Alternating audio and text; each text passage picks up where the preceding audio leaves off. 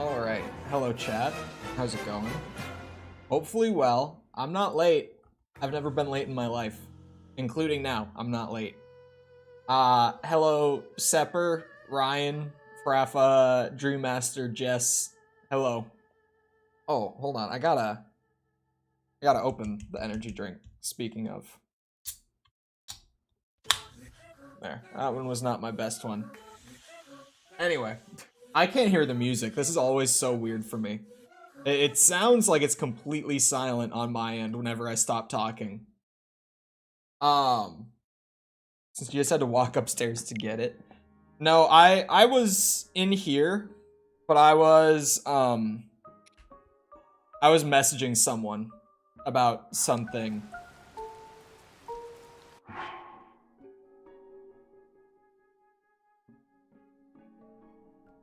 Flour with tomatoes mixed in? My energy drink budget monthly? It's like 30-ish bucks? Something like that.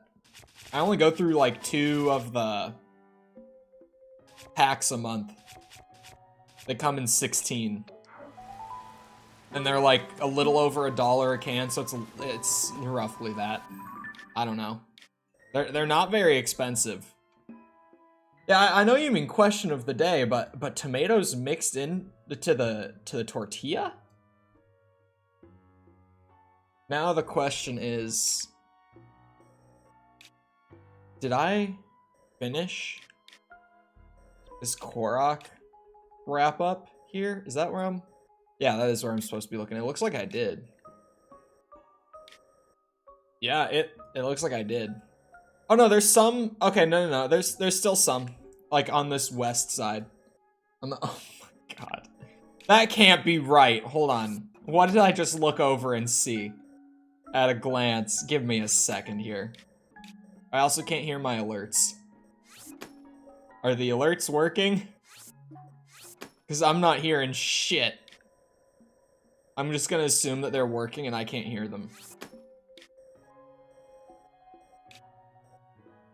And that one. That can't be right. We can't hear them either? Didn't hear anything? Did they show up but not play noise? Because that would be weird. Did they show up at all? Stream is so busted. We just saw the chat stuff, nothing else? What the hell? It must just be taking the day off then, I guess. But thank you, Jess and Ryan, for the, I always want to say resubs. I spent so long on Twitch. The renewed members. It's so, like, ingrained in me to say resub. Let's try again.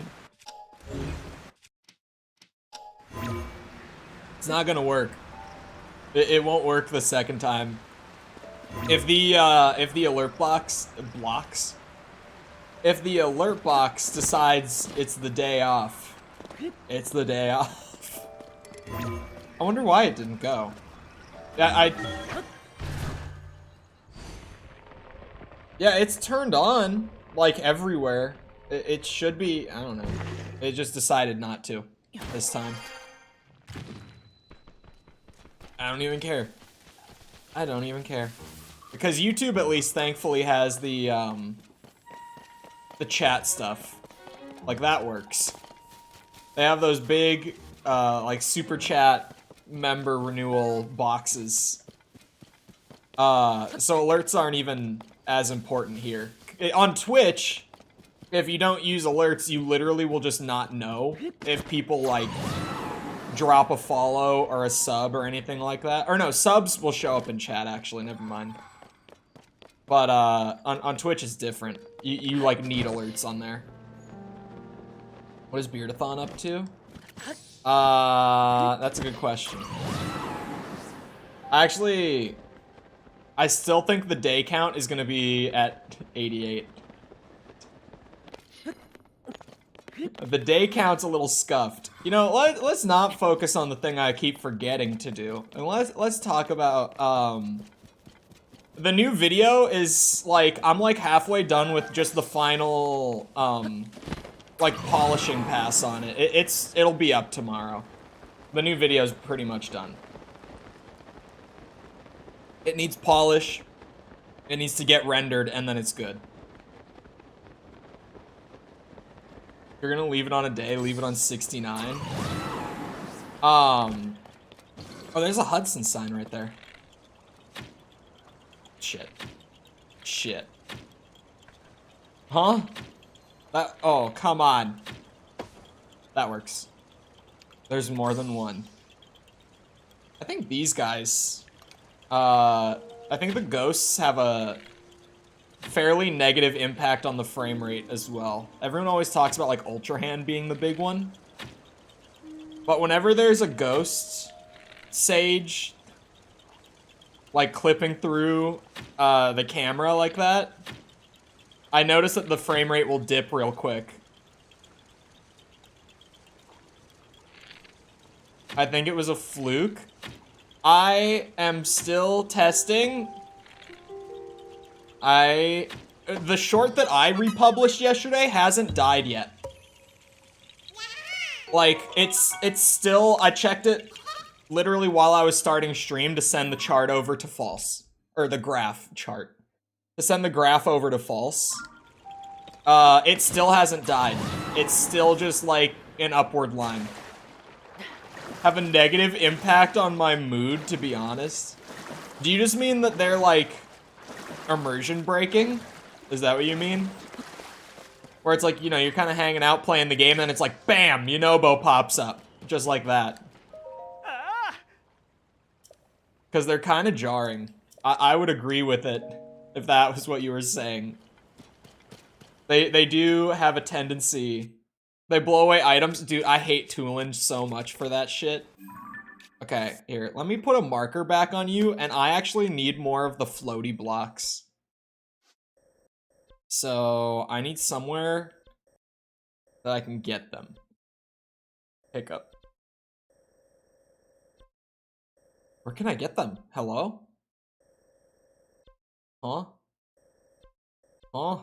Hoverstone. They sneak up on me.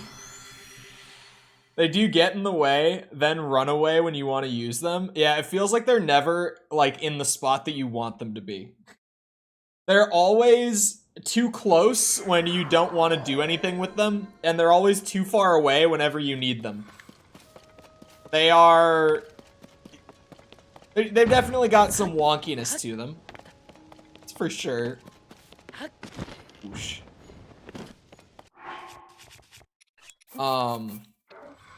Yeah, I don't know with that short thing. It doesn't seem like it's gonna be a consistent thing, but it seems like it can be a potential Hail Mary method to revive a video that would have just gone nowhere otherwise. Which is weird, but I'll take it. Because it's still working on the one I tested it with yesterday. It's still going. Like, it's a week-old video, not a week-old, it's like a 5-day-old video that got literally 100 views, went nowhere. But now it's like getting subs and views and comments and everything that my shorts normally would. Just because we unlisted it and published it again. So, I don't know, man. The shorts feed is just so broken right now that, I'll take whatever I can get. Because the shorts feed is so busted right now. It used to be reliable, and now it's just kind of like, yeah, it has a mind of its own. No, the RuneScape video actually did pretty good. Not amazing, but like, it did good in terms of the new shorts feed. This was the zombies one. Where I was like, oh, okay, there's just not a market for it. Like, whatever, I won't do that again. But then I unlisted and republished it. And now I'm seeing that there is a market for it. and that the video just didn't get sent to that market the first time for some reason. I have voiced my distaste for what's it? For the new Shorts feed algorithm, like ever since they updated it in, was it May that they updated the Shorts algorithm? It used to be so good until they changed it. Like, it used to be consistent. It used to be something that you could, like, reliably get the same results out of, but now that's just not the case. Current short is in that weird before 6 hour limbo. Yeah. I don't really like burritos all that much, but if you pick corn over flour, there are so many things wrong with that sentence.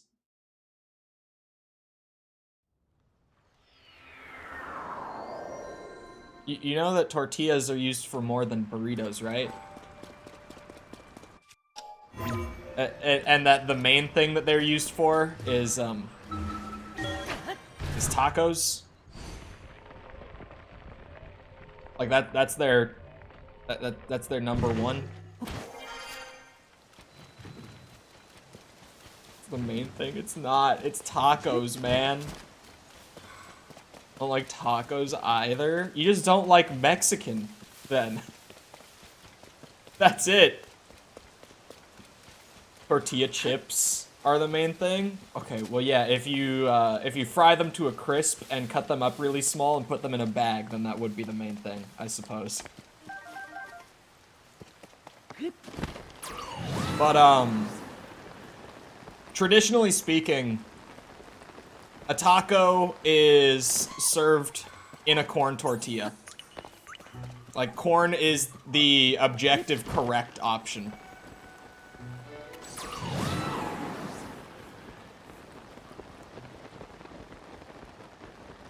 Hard than corn? No.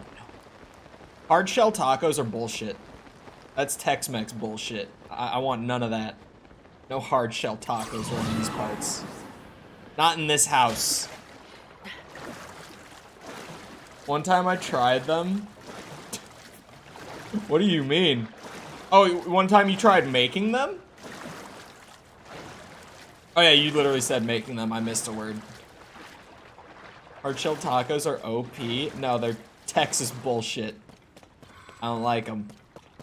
I mean, they're fine. But I would just way rather have a soft taco. It's better. It's right. It's the right way to do it. We have against Texas. I hate Texas. I don't got nothing against Texas. I've got a vendetta against Tex-Mex, specifically. I would way rather have, like, good Mexican food than Tex-Mex. Now that I went and got 26 hoverstones to complete 26 Hudson signs with.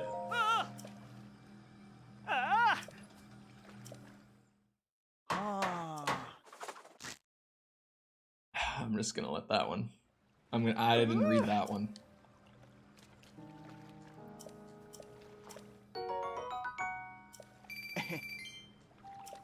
Can you not say dick? You can, I mean, well, I don't know, you could probably say it now. Now that we have the thing where mods can just, like, approve what messages go through and don't. Because, like, that one got caught by the filter anyway. And I'm assuming Jess or Sepper put it through.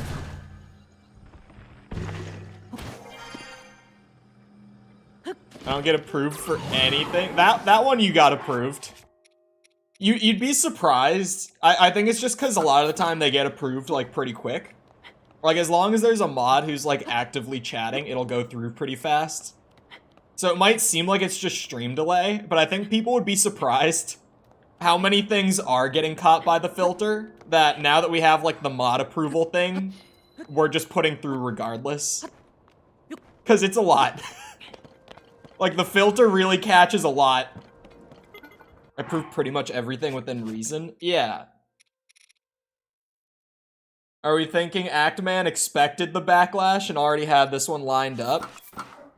I don't... He probably did. Because he was also... like, kind of preemptively defending himself in the first video a lot. I feel like he definitely... I mean, I would have seen it coming. Like, if I were in his position, I would have definitely known. Like, it's like when it would be like if I made a video saying that Halo CE is the most overrated Halo game, and here's all my reasons why. I would expect the backlash before I even publish the video. Like, I would know that the Halo guys would not let that one fly. So I would be ready for it. I feel like he has to have known. The response video made it worse. Which is crazy. Him, like, trying to do, like, a follow-up, to, like, make himself look better in the situation. It made him look worse. Because he was so selective about what he responded to. Do I know what day it is? It is Tuesday. I was gonna say Wednesday, but it's not, unfortunately. There we go. Bonk, bonk, bonk, bonk. Spank the shit out of him. But hello, Cheems.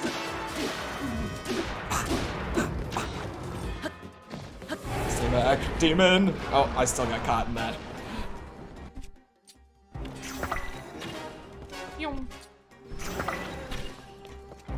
Get his ass.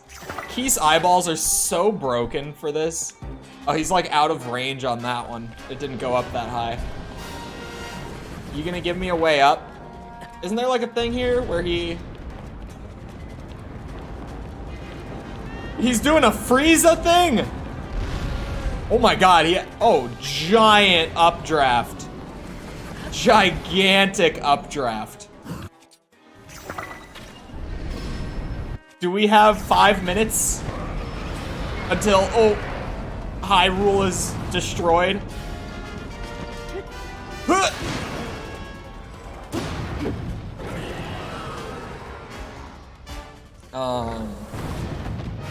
It's Payday's smiley face. Oh god. Literally only responded to genuine Muppets who just had no idea what they were talking about. It was so selective. And it's like he even mentioned at the beginning, like the DM reaction video and the Asmin reaction video. And I thought that he was gonna like respond to some of that, and I was like, oh, this will actually be pretty good. But then I got to the end of the video and he never actually like responded to any of their like rebuttals to his original video. He just acknowledged that they existed and then didn't bring it up after that. So, yeah. Beardathon. Let me update the count, the day counter. Hold on. Check this out. October 5th. Oh yeah, it's a little off. Let me update the day counter. You should hit him up and do a Destiny type debate. He wouldn't. He wouldn't with this one. Cause like I said, he acknowledged that people like did full, cause like Asmongold and DM both did like full 2-hour responses breaking down why his original video was just so wrong. And he like at the very beginning he was like, some people made these very like, you know, well thought out rebuttals. And then he just didn't actually, oh my god.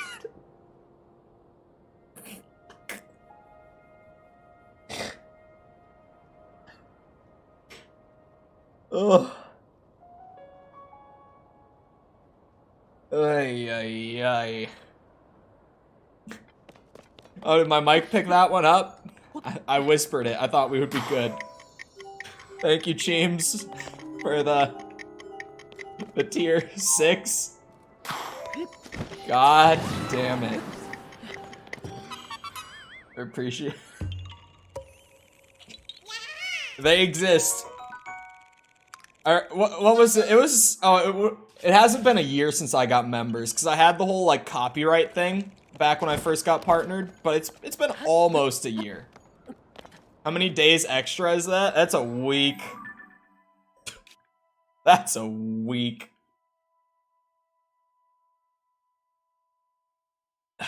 God. I gotta mark the Hudson sign too. I remember making the members and people were like, what the hell is charitable Chole? And I was like, it's kind of like a meme tier, honestly. I was like, it's not one that I think anyone will end up actually purchasing. It's just kind of there for the sake of being there. Here we are a year later. We have the first ever charitable Chole. Charitable Chole is my favorite tier. 11 months and 22 days. I got it first day. Yeah, I think you did actually. Cause I was just putting in the scrolling credits for the new video with like the members on it. And I'm doing it by length of time as a member, and Mikkel is the first one. Mikkel's the very top of the list. Like, he's the first name that goes by. So I think that's probably right. Oh wait, this is a multi-shot? We're not gonna... What's my worst? Oh, I got one of these. Thanks. The zoom makes it so you can't aim high enough. What? That's weird. Tier 1 members don't get what was promised. What do you mean what was promised? What do you mean by that? Doing my due diligence, god damn it.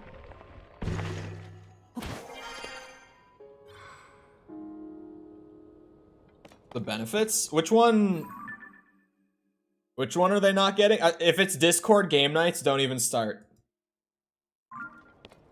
If it's Discord game nights, do not start.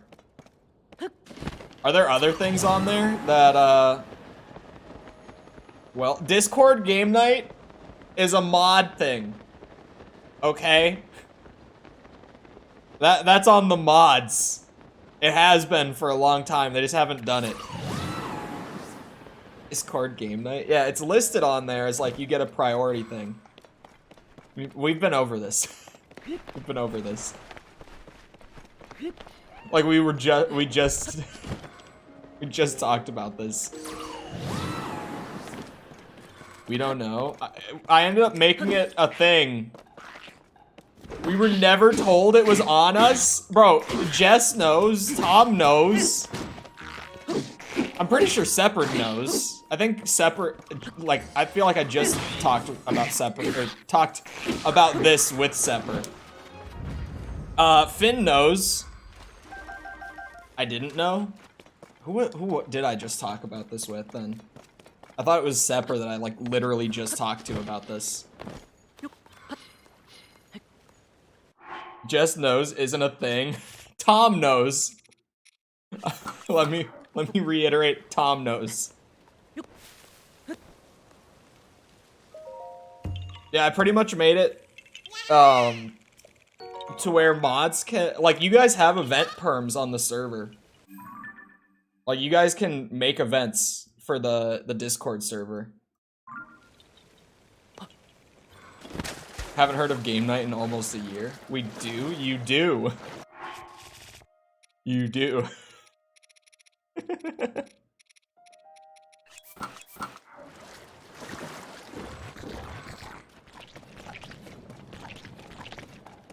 Do not abuse it. I will strike you down. Strip poker. Okay. Game night can't get me in trouble. Come on now.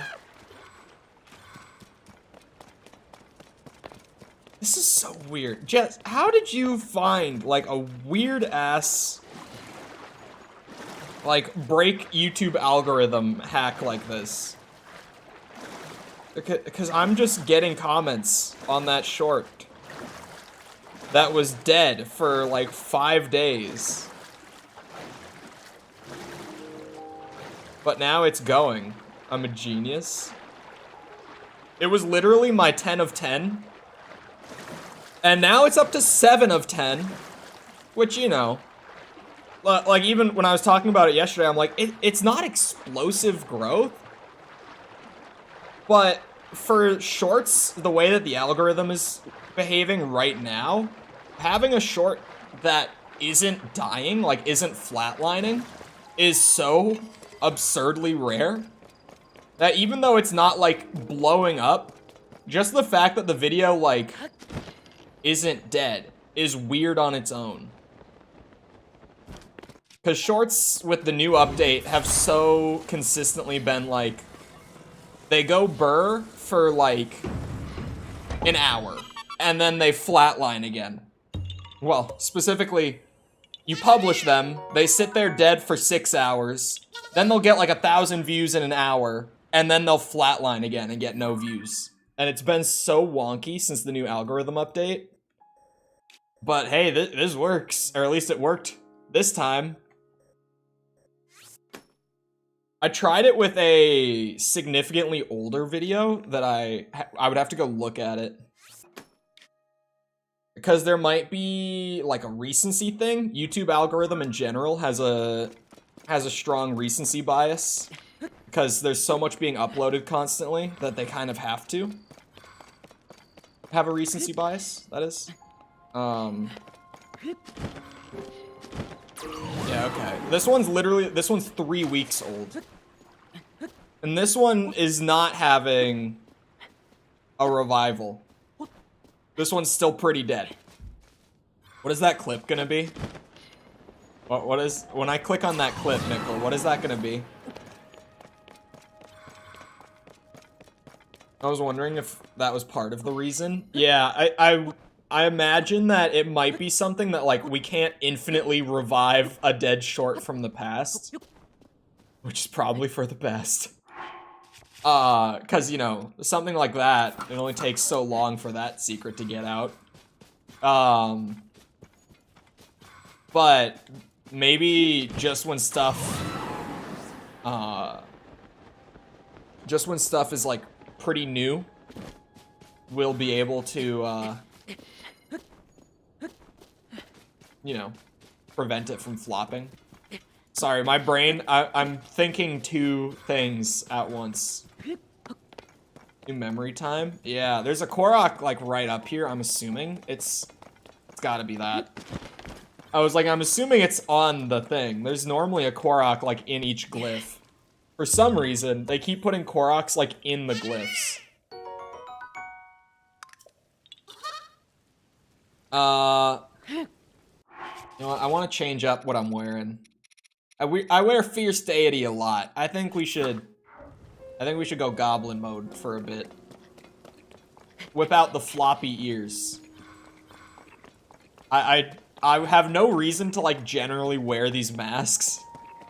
So at certain random points, I'm just gonna throw them on so that I don't completely waste them. These cost me some valuable bubble gems to get, man. Where the hell is the... Oh, there it is. That's it. Oh, I was gonna say, it's not? It is. You gotta look for the solid green part. Thank God I figured it out, like, halfway through them. It only took me, like, 10 of these glyphs to figure out the trick.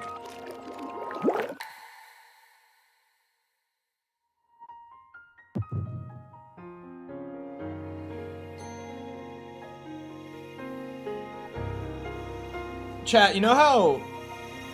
Actually, hold on. I'll ask that in a second. That question would have taken me too long.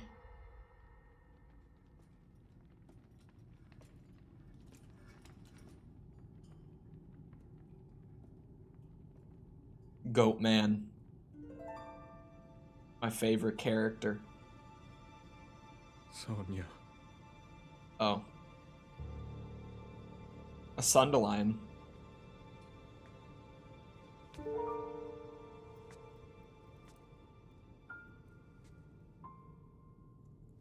Oh, Zelda. King Rauru, before you face the Demon King tomorrow, there is something I must tell you.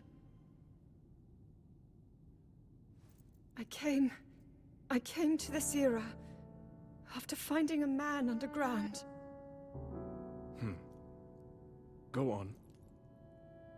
When I witnessed what the Secret Stone did to Ganondorf, at that moment, I knew for sure what we found underground, that was him. He was still alive, still powerful. Did he not? He continues to live on, all the way until my time. In tomorrow's battle, we won't be able to defeat him. No matter how strong we think we are, he'll survive.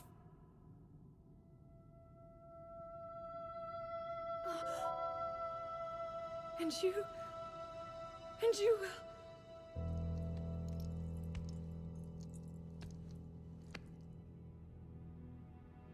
Maybe so. But it is my duty to try.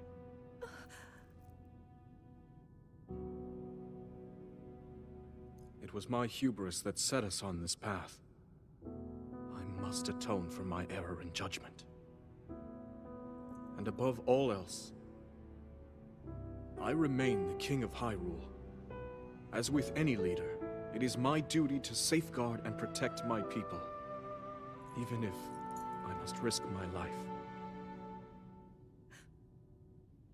Rauru. And if it proves impossible for us to defeat Ganondorf, we rely on your knight and that legendary sword he carries. Our last line of defense will be Link. The tassels at the bottom of his outfit. He has Triforce tassels. You never appeared in this world, and you are here now. I've never seen it until now. I believe there is a reason you were sent to us. It has to mean something.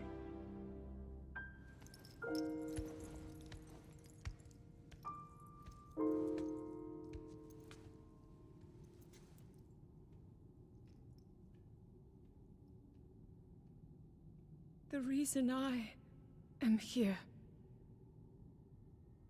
She's gonna munch on that stone and turn into a dwagon. That's what it was, right? If they eat the stone. Am I remembering that wrong, or is it literally that's all I can remember about that one memory. I think that they said if you consume the secret stone, it's speciest. He's like oh, I don't need to check that off. I don't have the never mind. Yeah, he is like the entire Holy Family's ancestor sepper. Like all Hylians are I guess cross species. They come from him. What did I think of Ganon's laugh? I didn't think anything about it, huh? Did I think I did hear him laugh. I don't know. Nothing stood out about it. Am I supposed to like build up to that? What? It's float. I think I am supposed to build up to it. Hold on. Why is it up there? Huh? I also like that the mask made or it makes bokoblin noises when I'm stomping around. Which is not something I ever noticed when I was wearing it before. But I'm noticing it now. I'm making little bokoblin noises with every step. It's Korok. Gonna be easy peasy. Yeah, we saw Sonya die. Like a long time ago, I saw that one. Oh, the thing where I was like, there's no way that people haven't made a meme out of that. Hold on, I do remember that now. Yeah, I do remember that now. I distinctly remember saying, there's no way that that hasn't been made into a meme. Like, the shot of his face laughing.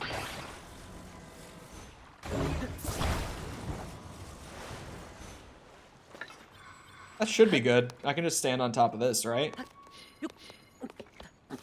Oh, come on! Link.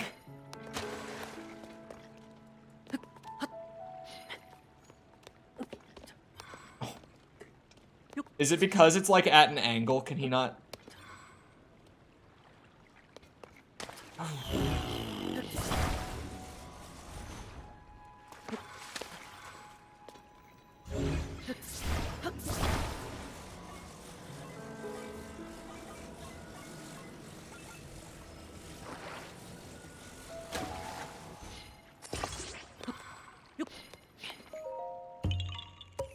All going according to plan. It works out. It works out. Selling the monster masks because I need every rupee I can get for upgrades. Yeah, wait, did you say the number?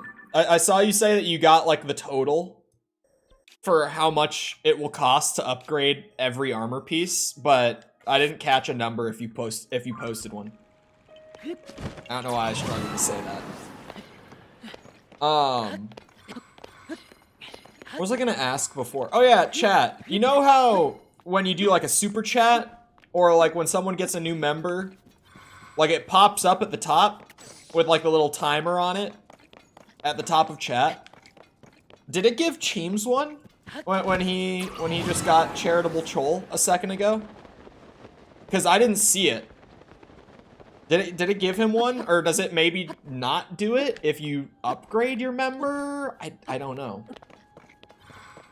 It feels kind of shit if it doesn't do it. Not on a timer on renewals. Okay, so like the box appeared in chat, but you know the little thing up at the top, like the very top? Only super chats get a cooldown? No, when you just renewed, Ryan, you had one up there for a few minutes. It does it for renewals, but I don't think it does it for upgrades, it looks like, because I didn't see Cheems get one. Glammin, thank you.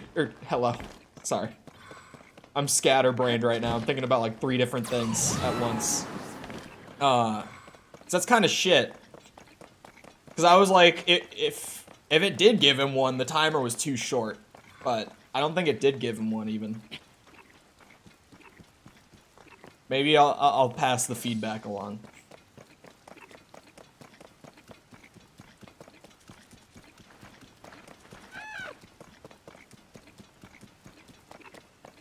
I like being, I like being part of the thing with YouTube where I'm, like, actively, actively providing feedback and stuff for the streaming platform. Because I really... I mean, a lot of my feedback doesn't get acted on, but I feel like it's at least something. Like, at least I know that the info is getting there at the very least.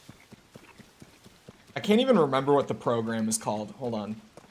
I can find the name. It is...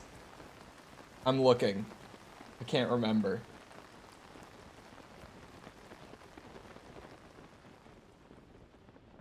Oh, never mind.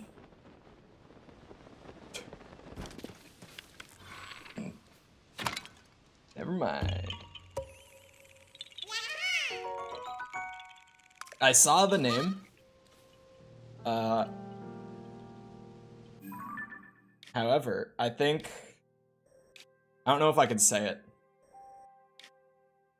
I don't know if I can actually say the name of the program.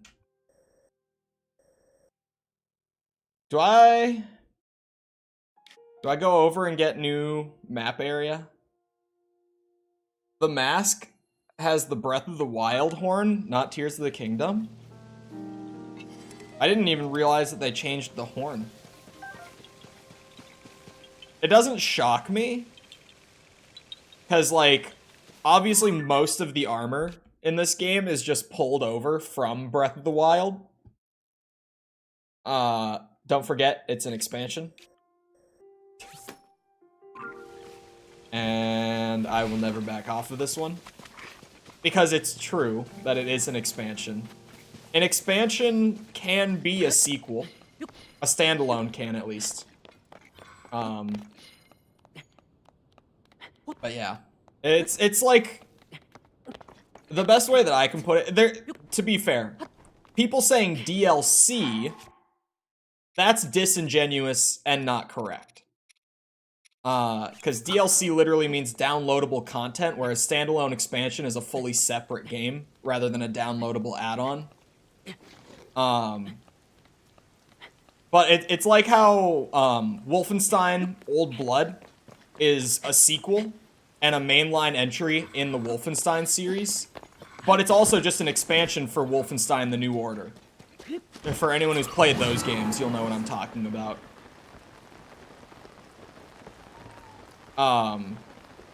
Much like how the Armored Core sequel that I'm working through, well, that I'm pretty much done with the video on. It's literally in the polish phase right now. It'll be up tomorrow. But like, the second Armored Core game is also a standalone expansion. It can still be a mainline title, but it is a standalone expansion. When I got up to like 200k, I like the Breath of the Wild fairies better. I really, like, even as I was starting to get up to like these 3-star upgrades, I did say, when I was getting like the first of them, I was like, dude, there's no way that, that the Breath of the Wild fairies are gonna be like more expensive. There was no way in hell. Because it started costing, what, like 500 rupees per upgrade at level 3? Or something like that. And or was it 200? I don't remember. It was in the hundreds. It was a few hundred per upgrade. And I was like, dude, there's no way that Breath of the Wild fairies were more expensive than this. Granted, it's been a while since I played Breath of the Wild, so I didn't know. But going off of just general memory, I was like, I feel like this is way more expensive. 200 for level 3. I dread to think what level 4 will look like. There's a good chance I figure out what they look like today. Going into this next area over. Is the tower on the Great Plateau? Yeah, that feels dragon music. Oh, you are pretty close. Let me go shoot out of that tower real quick. It's literally going in that direction. Let me get some dragon parts. I need claws. I gotta remember that I need claws. I don't remember what for. Like, what specifically? Oh, was it the side quest thing? It was 17,000 for Breath of the Wild fairies. Wait a second. Wait a second. It was 17,000 total for Breath of the Wild fairies. And you're saying that you got at least over 200k while trying to do the math for the Tears of the Kingdom ones? Am I understanding this right?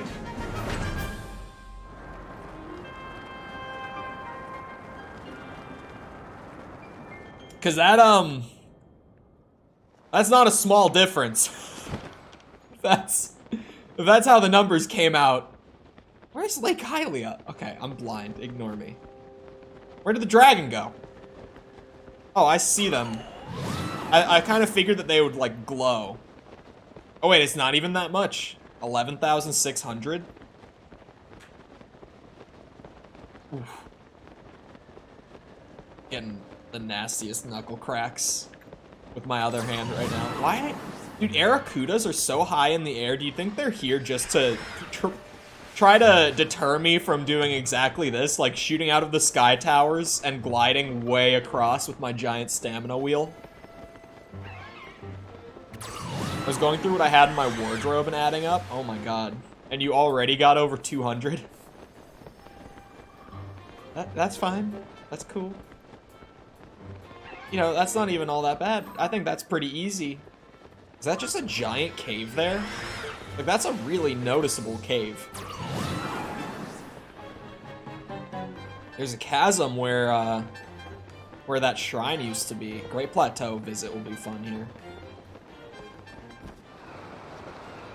I needed the claws for, like, the side quest thing, right?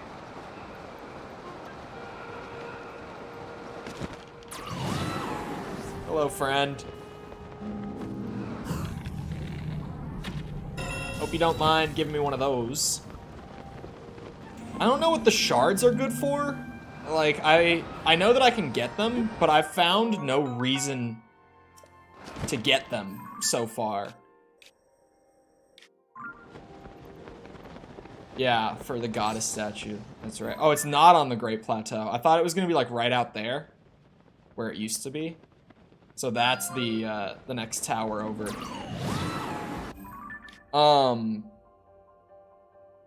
Where was that third goddess statue? Hold on. I have the side quest thing for it. I can do that too, like the monster raiding side quest. Where? Oh, hold on, my bad. Is it in the side or the shrine quests? Oh, I still need Dinral's claw too. Hold on, let me go there real quick. This is an easy one. A quest? These like, the large, like the giant goddess statues that you need to get the dragon claws for. I just need Dinral's now. That's the only one I got left. I need to get a better idea of like the path that each dragon takes. Because I'm starting to get a feel for like, up in the northwest, I can find, oh, I struggle with the names still, too. I can find, like, Zelda. Well, Zelda, I think, actually goes, like, around the whole map from what I saw, like, with the Master Sword part. Like, when I was tracking her for that quest, it seems like she goes around the entire map. Or, sorry, not Zelda, of course, it's not Zelda. It's just the light dragon. Topaz. Thanks for being an ungrateful bitch. Okay, I just need that one last one. I think Dinral I can generally find, like, up around Death Mountain and, like, Akala. Maybe I should shoot out of the tower and just see if I can spot him. Oh, but then they also go through the depths. So, like, even then, that's not going to be, like, a consistent way to find them. Jehovah's Witnesses just knocked on my door and asked me, "Are my parents home?" No, dude. Separate. I have advice. You'll never have to deal with this situation again. Get one of these. I'm telling you, man. Get one of these. Oh! Okay, this worked. Why did this work? I'm trying. Just put the razor away. Lock it up. Don't let yourself anywhere near it. Have your girlfriend hide it from you or some shit. I don't know. Just get rid of it. I'm only shaved when I was 16. Get like a hair transplant, like a hair loss thing, like a hair loss treatment for your face. I'm sure they offer it, right? I'm sure that somewhere they would be willing to give you a facial hair transplant. What did you tell them? He said, "Bitch, I am 20. I need to borrow testosterone from Finn." Finn can grow a beard, so it's working great for him. You know, if I could provide my spare testosterone, I would, especially right now. Like, I don't need much more than this, me personally. I'm kind of good on the whole beard thing where we're at. I said no, sorry. Too embarrassed to tell them I'm grown. Dude, that would have been so funny, though. God. Although, my grandma who just moved here lives in like a senior living complex, like apartment complex. So like the minimum age to live there is like 60. And I just took her back. Like I took her out to get food. And then like drove her back to her complex. And when I got there, because I moved her in like on the day of, but I had to leave before they got like all the furniture and stuff built and like before any decoration happened or anything like that. So she was like, yeah, you should come see the finished apartment. And I was like, okay, that's fine. Humoring her so that, you know, once I leave from there, I don't have to have grandma duty for like a month. So humoring her so that I've done the best I can. I get the most time before next time. So I go in to see the apartment, and she's like, "Oh, happy hour's still going." And these bitches have been going at happy hour since like before I picked her up to go to dinner. Like they had been going for almost like 3 hours on this happy hour, which like I guess it's like a senior living complex. Like what else are they gonna do? Anyway, what's happy hour? Booze and snacks. They were still going like 3 hours later. I'm like, man, these bitches are crazy. They're all like 70, 80 years old. And they are still going. 3 hour party. But yeah, she's like, oh, happy hour's still going. And she like walks into the room. And I'm sort of like, oh, I'll just chill out here and wait for her to, you know, say hi to whoever she knows in there. And then I'll go see the unit and then I'll dip. And she like peeks her head back around the doorway and like motions me in, and I'm like, oh god, I don't want to meet all of these people, but I reluctantly go in to go and meet all of my grandma's new friends that she's made in like the last month, right? And one of the women was like, oh yeah, we got like cheese and crackers still out over on the bar there, and there's wine too, but you look pretty young. And I wanted to look her dead in the eye and be like, bitch, what about me looks too young to be able to drink alcohol to you? I was like, you gotta be just saying that, right? Like, you have to be just saying that. There's no way in hell. When was the last time you got new lenses? I was baffled. Because I have never, like, since I was like 14 years old, I have never once had someone say that I look young. Everyone always thinks that I'm older than I am, not younger. This is like the first time that's happened to me in like 7 years, genuinely. And I was just so taken aback by it. Their vision is impaired. This woman didn't even have glasses. Maybe she just has like bad eyesight. Like maybe she has glasses, but she wasn't wearing them. Like, I don't know. But yeah, I was just like, what? When I was in my mid-30s, I got mistaken for being a teenager and had no idea what to say. Partially flattered. Partially, why is it still happening? There's no way. I mean, at least for me, that will not happen to me. But even then, like, when she thought that I was younger than 21, I was like, this is the first time this has happened to me in years. Get a beard. The beard fixes everything. They won't think you're young if you have one of these, although that literally happened to me, what day is it today? It's Tuesday? I think this was on Friday night that I took her out for dinner and shit. So this literally like 4 or 5 days ago. I joke about the beard fixes everything, but like this did nothing for me in that situation. Don't want to be the bearded lady. Was talking to a woman. Mikkel comes back mid-conversation. He has no idea what he said, chat. I'm not gonna be the one to tell him. A ruby. Okay. I'm gonna make pilgrimage to the big one now. I'm gonna see what this was all of. What was this all for? Boo, Mikkel, it was my grandmother. I had grandma duty for the night.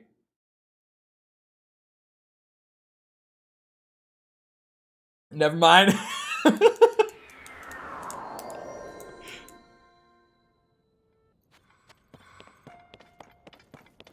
A min stash.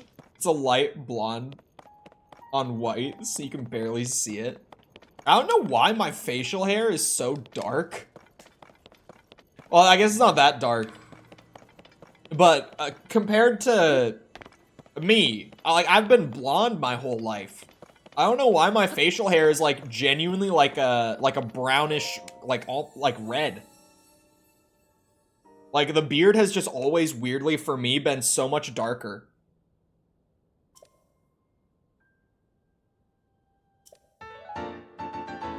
What the hell is that? A sword said to have once belonged, I didn't mean to do that, to a hero from the sky. Its beautiful white blade stands out. When it's wielded, a strange yet heavenly breeze kicks up around you. From sky, ah, thank you. I was just like, what is this?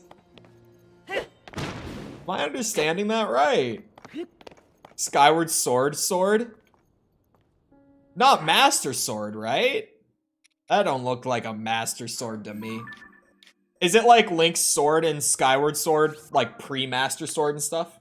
The base sword. Oh, that ends up becoming the Oh, weird. Okay. Thought Mr. Draculich was back on the alpha male females grind set. Can't believe I said that. No, of course not. Married to the grind. Remember? Of course not. No time for women these days. In this economy? Absolutely not.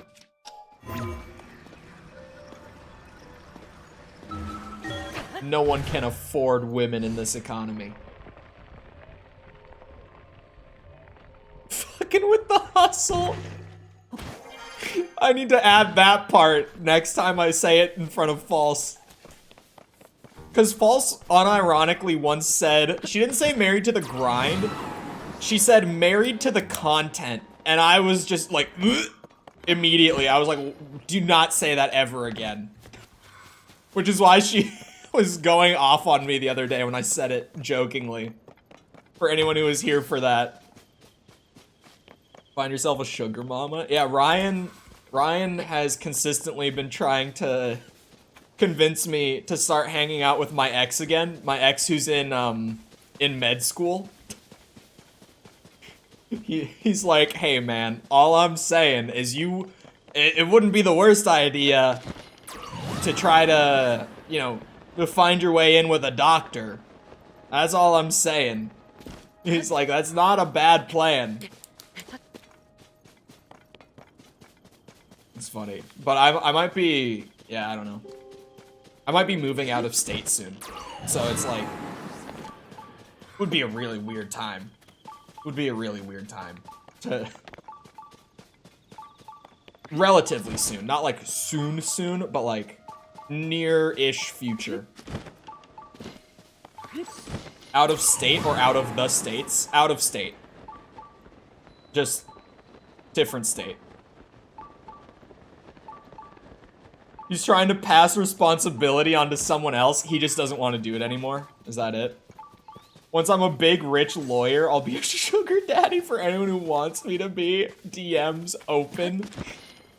Sepper, once he's a big, rich lawyer, he's gonna need some kittens. I can't. That's like one of the running jokes that has never gotten old for me. Discord kitten still does not lose its comedic value. It's such an old meme at this point, but I'm not over it yet. Find me a sugar mommy one day. Maybe my sugar mama could be Diablo 4. We'll see how season 1 goes.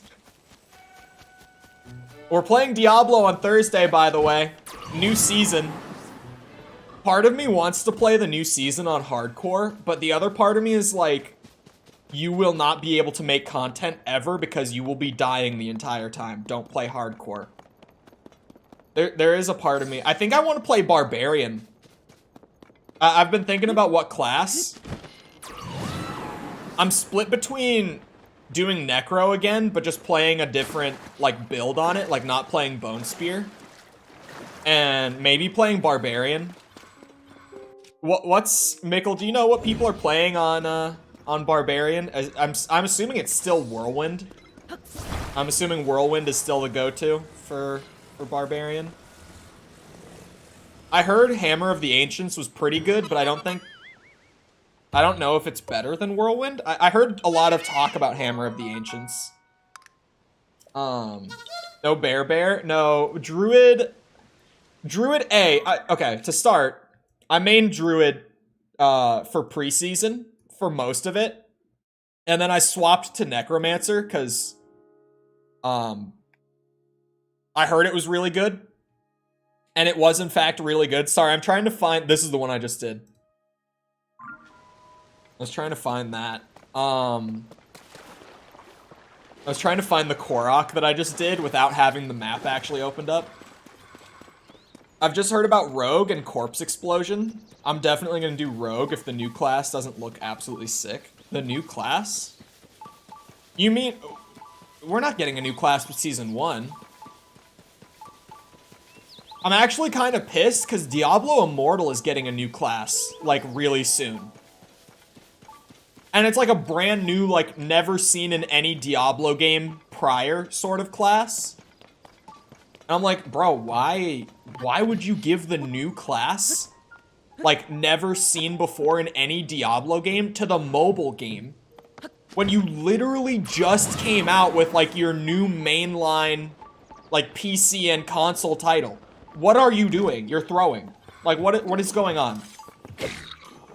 But then you remember that, like, Diablo Immortal, whales will spend, like, $200,000 on the game. And I'm not even exaggerating if you don't know about Diablo Immortal. Like, some people actually have accounts worth, like, $500,000 on that game. Just in terms of how much value they put into it. Through, like, microtransactions and shit. So that's probably why you're throwing. All right, they're not throwing. Like Diablo Immortal, as much as Diablo 4 has really done well. Blood Knight's going to Immortal. Shit, yeah, like, and it looks so cool. Like, it's actually a super cool class. Like, if there was a new class coming to Diablo 4, then I would just be maining that class. Like, whenever they drop a new one for a new season, of course I'm gonna main the new class. But, that's just not happening this season. I really think that they'll add one, like, in Season 2 or 3. Because there's a lot of, like, Diablo staple classes that are not in Diablo 4. Like Monk, or, like, Paladin, like, kind of like a Holy Knight.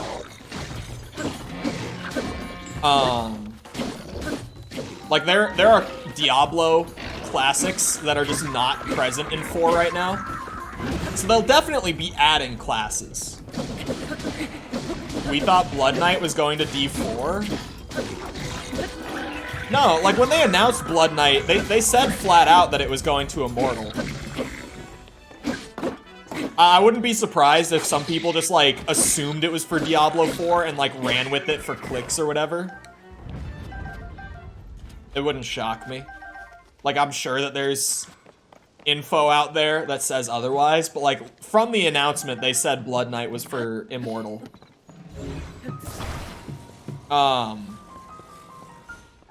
Yeah, I think I want to play Barbarian. I don't know. Barbarian also has a kind of slower early game. It's not as slow as Druid.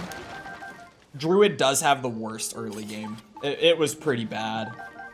It's super fun once it's like, once your build comes online. It's super, super fun.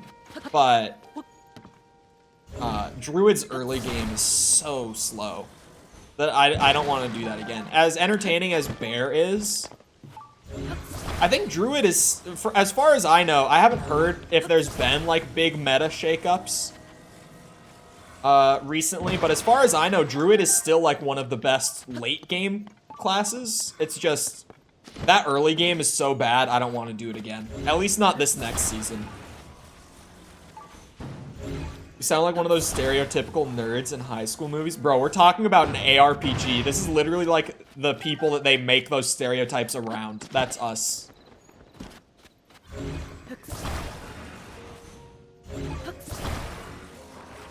Who the hell gives a shit about a pay-to-play mobile game? Diablo Immortal is free, but the microtransactions to like min-max builds are insane. Like, just the amount of money that it costs.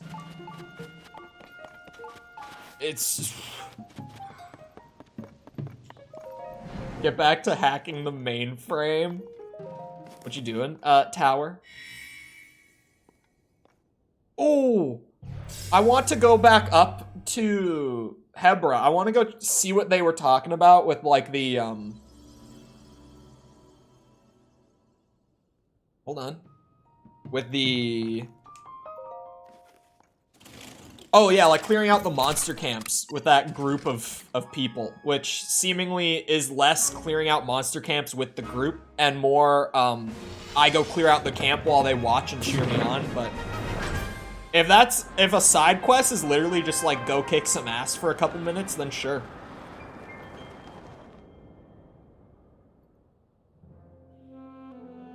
Corpse bows are still insanely overtuned. What was wrong with elemental damage resist? I was kind of tuned out by the time that people figured out it was actually broken. They need to buff sorcerer squish. I don't think they need to buff, like, I don't think they need to make sorcerers tankier. I think sorcerers should be squishy. But I think sorcerers should deal more damage than it does right now. And I mean, like, even ice shards, probably. It is actually a really big area. This is a good chunk of land to work with. Right, where was that? I'm just gonna teleport out and I'll come back to this tower later. Oh, hold on. I never took this picture back to the school either. I completely forgot about that. It's the second you run out of barriers, you're dead issue. Yeah, I think sorcerer should be squishy.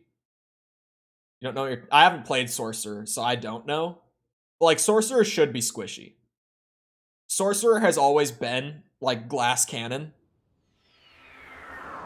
So on paper, it doesn't sound bad, but I haven't played it.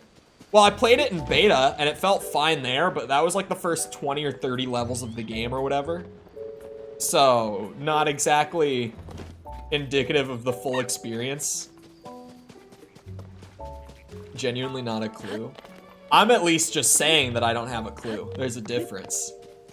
If I was on my act man shit with it, then I would be pretending to know what I'm talking about, and you disagreeing with me would make you a blind Blizzard fanboy.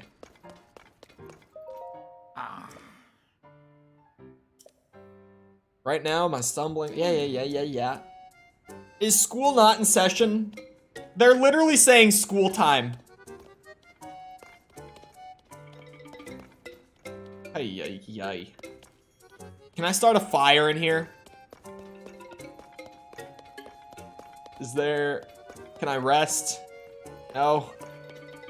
Thought school was supposed to be in session. It's after 4. God damn it. She's literally saying school time! I hate this town, man.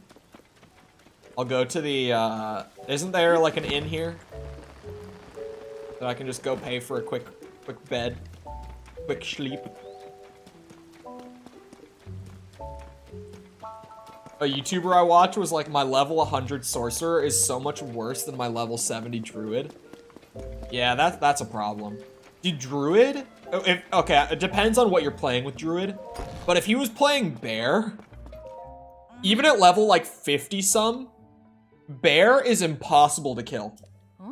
You can get so much fortify on your bear, and druids just have a larger health pool to begin with. That like your damage resist is so high, and you don't die. Obviously, like also you can what's it? Sorry, I lost my train of thought because I was reading the text. Druid, tanky, fortify. Oh yeah, you can use the like the rune bear ultimate, whatever it's called, or dire bear ultimate, where you turn into an even bigger bear and you get more damage resist in that form. And like druid, just like if you build it that way for a bear, dude, you're not going to die. But I've heard that apparently werewolf is more meta than bear now. That is one of the things that I've heard. Is that the more, and it's not even because of like buffs or anything, it's just the more time the community has spent like working on builds, the more that they've figured out how to build werewolf, and apparently it's better like at a fully scaled build. Like with the right gear and everything too, right? I've heard that werewolf is apparently like the way to play druid now, whereas bear used to just be the way to play it. I've read all this. Now I give the picture. They've been talking about this calamity shit for like 2 weeks. This is a rare opportunity to see a primary source. That's true. This looks like the real thing. Bro, I literally just came in with my iPhone and I said, here. Sorry. I said, here's the proof. Here it is. And they were like, oh, that looks pretty legit. America. Seeing this makes it feel like it might have happened yesterday. You got documented proof that's good enough for me. Tell us the rest of the story about the calamity. I literally showed them a picture on a wall and they were like, oh, well, it must be true. I have no more doubts. Tell me everything. I guess they're children. Hope you'll stay for it. Sure. Calamity has visited this land of Hyrule several times over? Several. As in, like, more than 2? When druids clear hordes faster, too, and a 30 level differential does not matter, it's a little bit of a problem. That is a problem. 10,000 years ago, there were divine beasts built by the Sheikah using their advanced technology. Each of them was controlled by a skilled pilot as well. With the sword that seals the... I have the bird suit on. When it cut to me there, I got so distracted. It seals the darkness and the power of the sacred princess. The ancient heroes stopped the calamity. For a long while after that, the lands of Hyrule knew peace. But the time when the people forgot about the calamity was the moment it returned to menace them once more. Tell us more. When did all this happen? This all happened about 100 years ago. It began with an oracle prophesying the calamity's return. The royal family took their cues from the legends of the past. They found and excavated the divine beasts. Skilled members of the Rito, Goron, Zora, and Gerudo peoples were selected to pilot them. They were called the champions. With the wielder of the sword that seals the darkness and the sacred princess, all the pieces from the legend were in place. Sorry, I read the bit about the sword wielder that seals the darkness, and I looked over at Link right now. And just... This time, the calamity would not be bested so easily. Something did happen. The princess was unable to awaken the holy power within her. The divine beasts were taken over by the calamity. Those selected to pilot them lost their lives in the process. Worse still, the hero wielding the sword that seals the darkness was badly hurt. Just when all seemed lost, the sacred princess came into her power and devoted her whole being to keep the calamity at bay for 100 years. Is everyone following so far? After spending 100 years dormant, the hero wielding the sword that seals the darkness awakened. His wounds healed. Took 100 years. He won back the divine beasts with the help of several allies, including some of the champion's descendants. And in the end, the hero defeated the calamity and the sacred princess stopped the evil one. I got a little emotional there at the end. It's a true story, though. All that we have, our land, our lives, our civilization, we owe it all to those who fought for it through the centuries. I want to be like the ancient hero and give the next generation good lives too. That went splendidly, all because I brought a picture in on my iPhone. Words cannot convey my satisfaction. I couldn't have done it without you showing us the screen link. This was... Thank you so much for your assistance. You should have some... You know, it's 10 pieces, so maybe I'll be generous and not criticize your reward as heavily. They're harvesting less rice these days. It's a shame as it's a favorite. There is a lot less rice, like, in this game. I barely ever see it. Our next subject is home economics. Brother, these are like 6-year-olds. They should... I don't think they have the capacity for home economics. I barely have the capacity for economics. Like, genuinely. At 16, when I had to take it in high school, dude, I understood like half of it. Like, most of what I learned there did not exactly stick with me. This one. This is the one I wanted to do.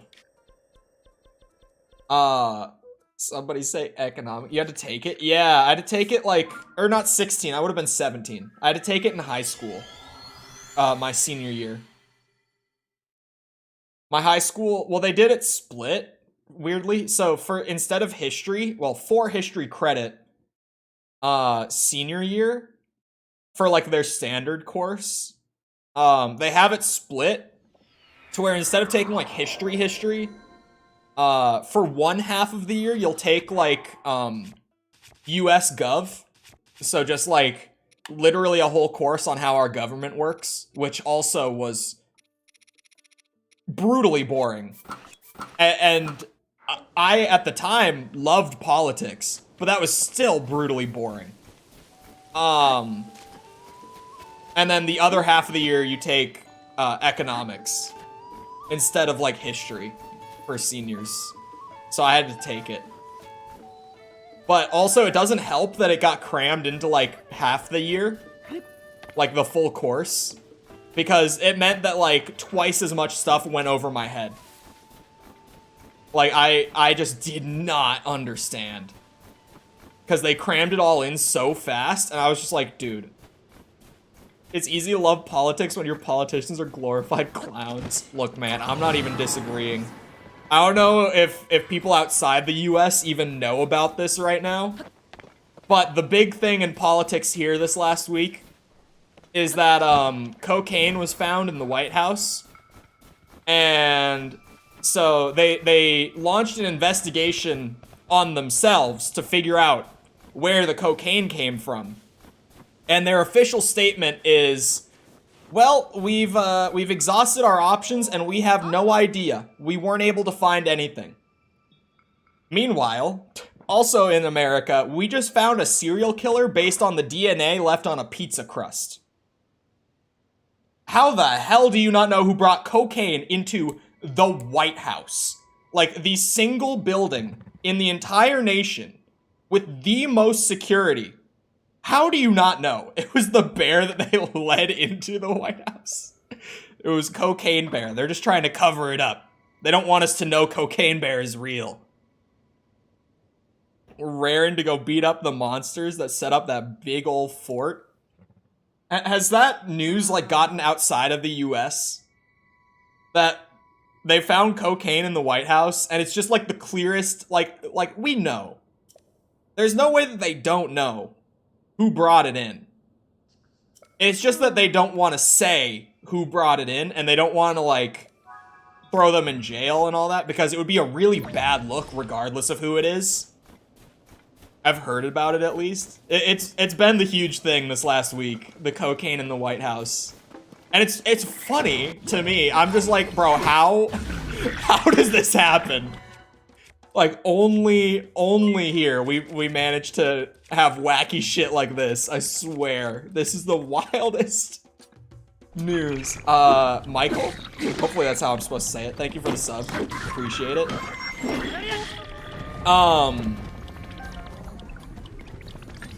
They gotta know. It's crazy to think that they couldn't figure it out. Like, no one believes that they don't know. Oh, I died really fast. I was only half paying attention. Let's run it back. Let's run it back. But yeah, it's like they know. It's just that regardless of who brought it, it looks bad. Because obviously, like, you know it's there before all this too. Like I said, it's the most secure place in the entire country. Like, the one building that is the most secure in the nation. You would know that it's there even before, like, it gets out to public that it's there. Like, someone or multiple people already knew, like, before the story went public that it was even there. And now they just kind of have to, like, save face and be like, oh yeah, we tried really hard to figure out whose cocaine it was. We got nothing. There's nothing we can do. It's just like, man, our politics are so stupid. They really are. We managed to have the wildest shit show of politics.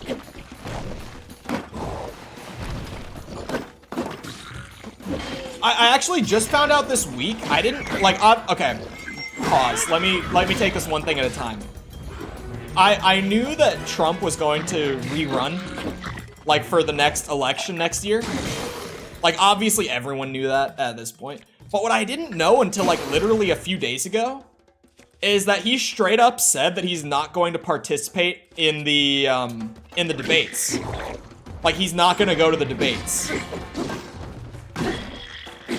And I'm just like, why? Because I was very much looking forward to more, like, iconic Trump at the presidential debate clips, you know? Those were, like, all the best Trump clips came from that. You know, have you ever seen the clip of him going, wrong, you're wrong? That was from the debates. That was from, like, I wanted more of that. But he just straight up said, like, no, I'm not gonna debate. And now I'm incredibly disappointed. Because I was really looking forward to that. I love good, just really any funny politician clips. Like, I love all the iconic Trump clips. I love stuff like Biden going to shake the hand of someone who's not there. Or, you know, Biden falling on stage, the bike, like, that shit is all so goofy to me. I love it. And I'm just disappointed because I thought that was going to be a gold mine. Like, him going back to the debates for the rerun, but he's just not going to do it. Can't wait for it to be a media publicity stunt and his people behind him are like, sorry, bud, you have to go. I don't know if they do have to go. Like, it's the thing where obviously you go, because if you don't go, it makes it seem like you don't have confidence in yourself over the other candidates. But I don't know if you're actually, like, required to go, is the thing. Like, it's rare that a candidate just won't participate. But he apparently was just like, nope, not doing it. Florida politicians that are the weird stories. Man, there's so many good stories here. That blood moon, no matter how many monsters we defeat, makes sure we get knocked right back to square one. We don't get some rest, those monsters will defeat us for sure. All our hard work will be for nothing. You could always just, hold the camp. Go easy on yourself. I don't even think that would work, because then in the middle of the night... Never mind, maybe don't sit in the camp. Actually. Jesus Christ, my condolences with the shit you have to go through. It's actually not that bad. Like, I just kind of realized early on, I'm like, really, we're never gonna have, like, a good option. It feels like it's always lesser of two evils. And it always just flip-flops back and forth. Because whatever party doesn't hold power will, like, start to rally more and more over the years that they don't. And then they'll eventually rally enough that they win. Like, it's just always, it's gonna go back and forth. We're never gonna have a perfect option. Like, I've just become complacent in the fact that it's like, in the grand scheme of things, with the big teeter-totter that happens like every 6 to 8 years, it really will never ultimately matter. Doesn't DeSantis want to run? He is running, yeah. He just isn't going anywhere. I was talking about it with my mom last night, with him specifically. Hello, positive guy. Because when the news was on while I was upstairs last night, like making food and stuff, they were showing like the polling numbers for the GOP candidates. And DeSantis was pretty low. Like, he was in like 5th place out of the bunch of them or whatever. He had like 9% of the polling. And she was like, that's way lower than I would have thought. And I was like, well, I feel like it's because DeSantis and Trump kind of appeal to the same group, so to speak. Like the same, like, specific part of the Republican community. Community feels like a weird word, but you know what I mean. And if it's like, we can either, you know, take a chance on the new guy, or go with the guy that they all loved for 4 years. Like, they're just gonna go with the old guy. New guy never stood a chance. Like, if you try to run against that kind of competition, you just can't hope to win. It's like they're marketing to the same demographic, but he's trying to, like... I'm trying to find a way to word it. The crazy diehard rights? Not even that. I feel like it's a lot of just the general public in terms of, like, conservatism. The diehards definitely are in there, but I feel like it's pretty general. Spawn camping? It's like spawn camping? He's trying to out-Trump Trump, which isn't working. It was never going to work, really. But it is like they appeal to the same crowd, like even on that side of the political spectrum. And one of them, like, already was president, and people already loved him. So it's like, you just can't hope to win at that point, right? Like, some people will like you more than him, but most people are gonna go with, like, the safe pick, in quotes.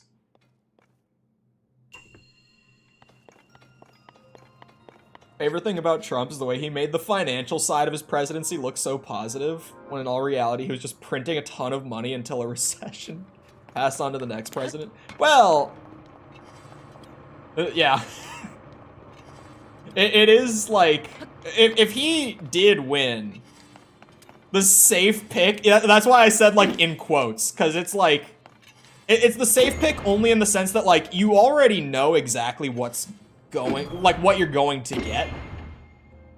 Like, DeSantis, we don't know what he would look like in the presidential seat. We know exactly what Trump in the presidential seat looks like, though.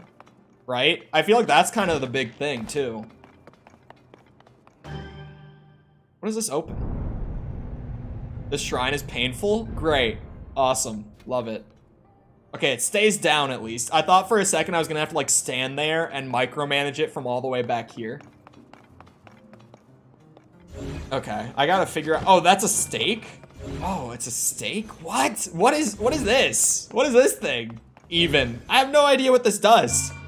Why is this thing like rotating? What does it do? Hold on, you stay here until I figure out what to do with you. So we've got a couple of steaks. I have no idea what this thing is. And we have like a couple of logs too. Awesome. Oh wait, there's a steak back here. Oh, and a board as well. Huh.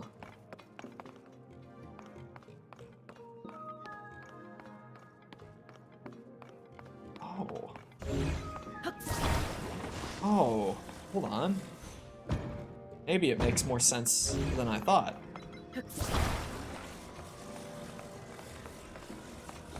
Oh, I can't attach. Oh. That's why the stakes are here.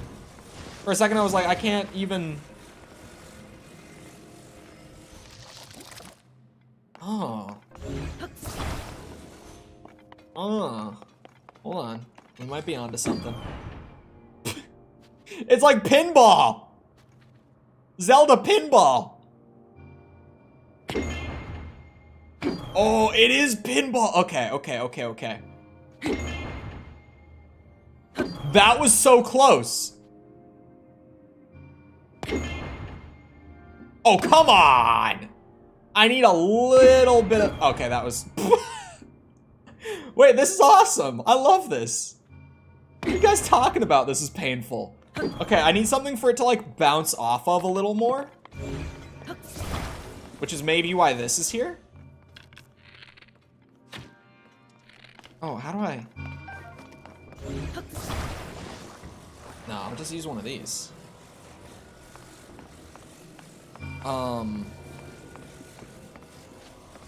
Even just like something that it can kind of bounce up off of. You know what I mean? Ooh, you see the vision? Like, I hit it really hard into that thing and it like bounces up. It keeps going in that direction, but it just comes up off the ground more. You feel me? I think this is the way. I don't know if it's gonna hit that exactly, but we can adjust. You know, trial and error. I didn't need it. That was easy clap. Oh. Oh, now I get it. It's painful to get the extra thing.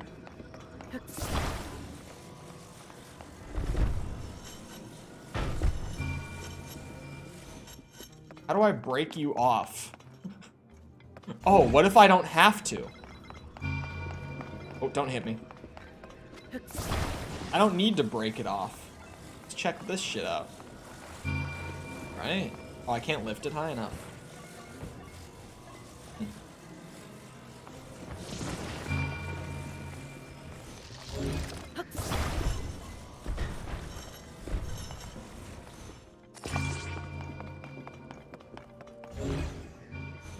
And then we just hit it the other way, right? Oh no, this is gonna be weird. Hold on now. How is this part gonna work? Oh, this bit. This will be a different story. That's not gonna work. I don't think YouTube liked my phrasing. Something definitely didn't go through. If you're saying that.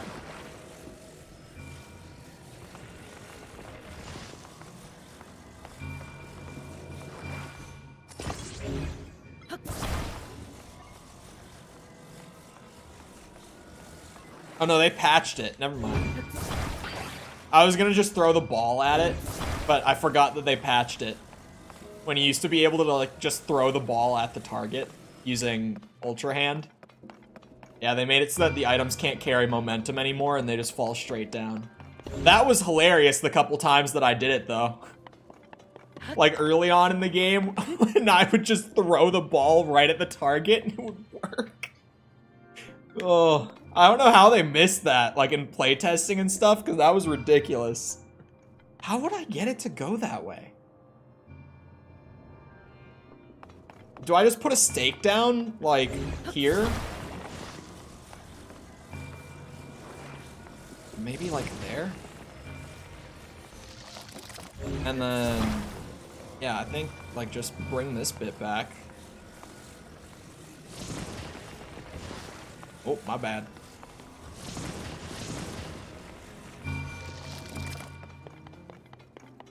I think this will work. Maybe. We'll see what happens. Oh, maybe I could move the stake back even? Yeah. Hold on.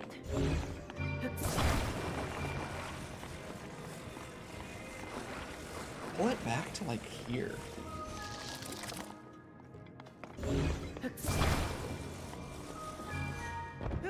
Oh. Yeah, there's a ledge. What was I gonna talk about when I was talking about Diablo? I had one more thing that I was like, oh, I gotta mention this once this, like, side quest dialogue is complete. But I forgot it. Something else I was gonna mention is that, a new Street Fighter character comes out next week. So, we're gonna have a Street Fighter stream again next week, too. Because the new character looks super fun. Like, he looks very, my playstyle. Booyah. Like, entirely new? Yeah, entirely new character. I could pull up the trailer. Never seen before. He's from Street Fighter 5. He was a new character back in Street Fighter 5. But he looks so fun. Is it Homelander? It is not Homelander. Pull it up. I won't be able to hear it, but here, I'll pull up the Street Fighter new character so you can see him. Cause yeah, I was hesitant. I was like, do I want to buy the character pass for this game? Like, do I even want the DLC characters for Street Fighter? Like, I don't really know. Apparently, they just uploaded a character guide for him that's like 8 minutes long. I have not seen that, and I also can't hear my desktop audio. So, just the trailer will do.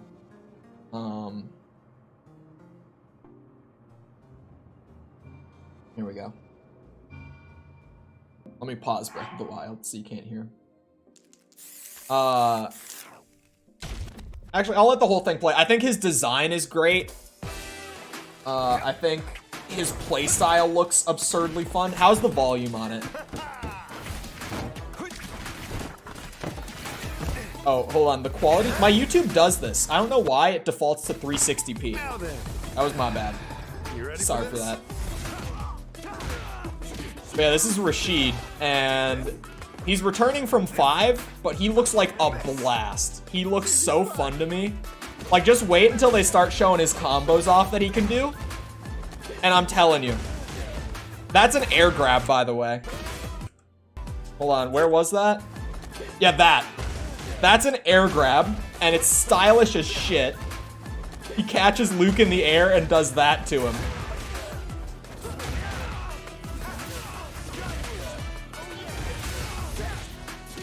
Yeah, once they like slowly build more into doing combos throughout this trailer. And the more crazy they get, the more that I'm like, oh my god, I will love this guy. Like this shit. Look at that! He can do air jumps. Granted, he has to like set them up, but he can do them. Look at that! So stylish, bro. He looks like such a blast. I'm gonna love him so much. Rashid looks so fun. This is definitely, like, for this being the first DLC character, they've sold me. Like, I need to play this character. I saw that trailer, like, last week, and I was like, dude, that's it. They sold me on the character pass. I need it now. They won. The marketing team got me. All the characters are stereotypes? Yeah, Rashid actually, if you don't know the character history with Rashid and him getting revealed in 5, He actually was the source of Capcom's largest controversy ever, like, throughout the entire history of the company, because they revealed him for Street Fighter V on September 11th. You know, the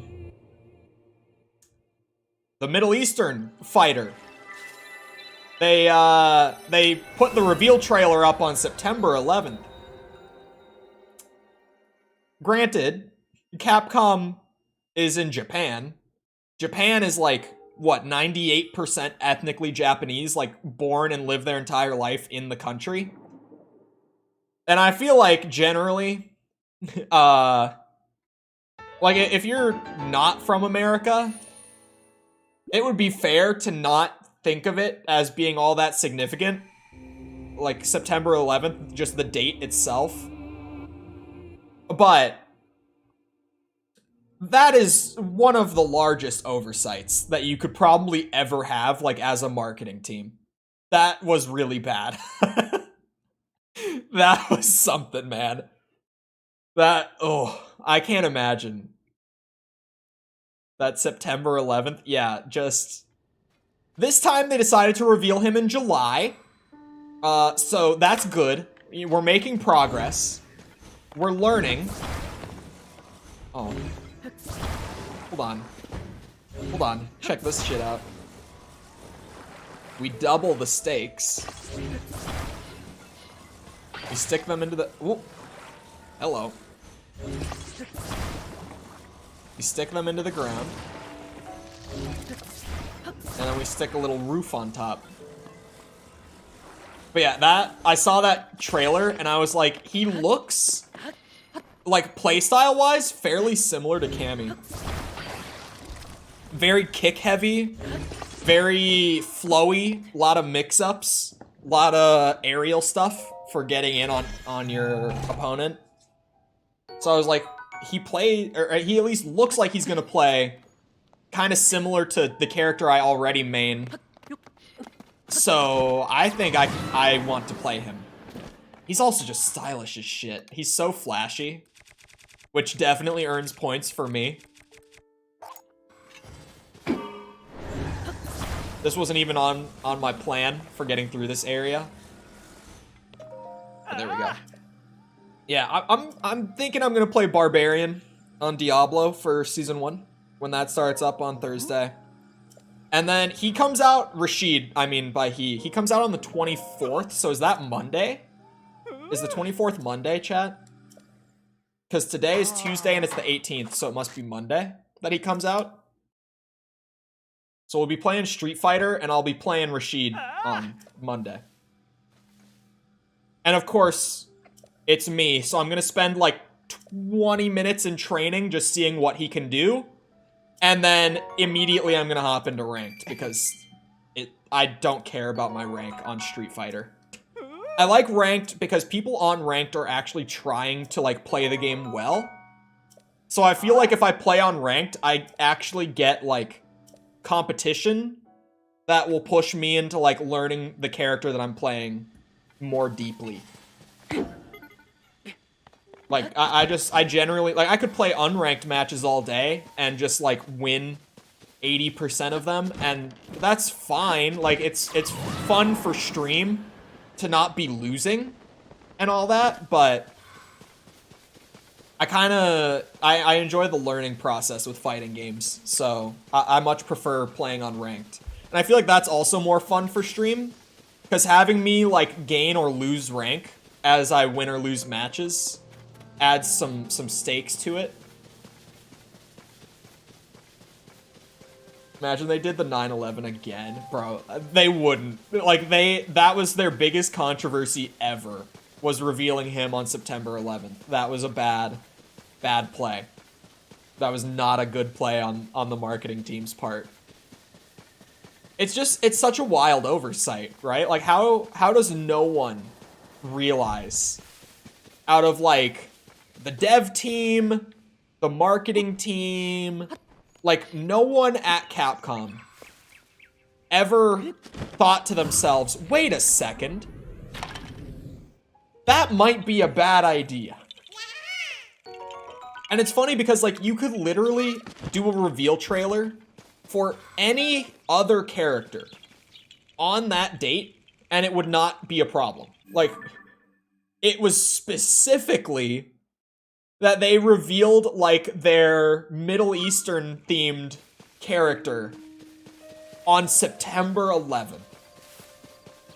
That's one of my favorite, like, just one of my favorite, like, horror stories in video game marketing is, like, how did that ever happen? How does no one on the team think to themselves? Or, like, obviously, if they had noticed, they wouldn't have done it. Like, how does no one on the team notice? This is one of the largest gaming companies in the world. And not a single person at that company had the realization. It's one of the biggest blunders in, like, video game marketing history. And I love it for that. I love stories like that. Like, those really random stories of, like, just insane blunders made by dev teams, marketing teams, whatever. Because sometimes it's shit like that. That's just absurd. Not speaking of blunders, but just, like, stories in the industry.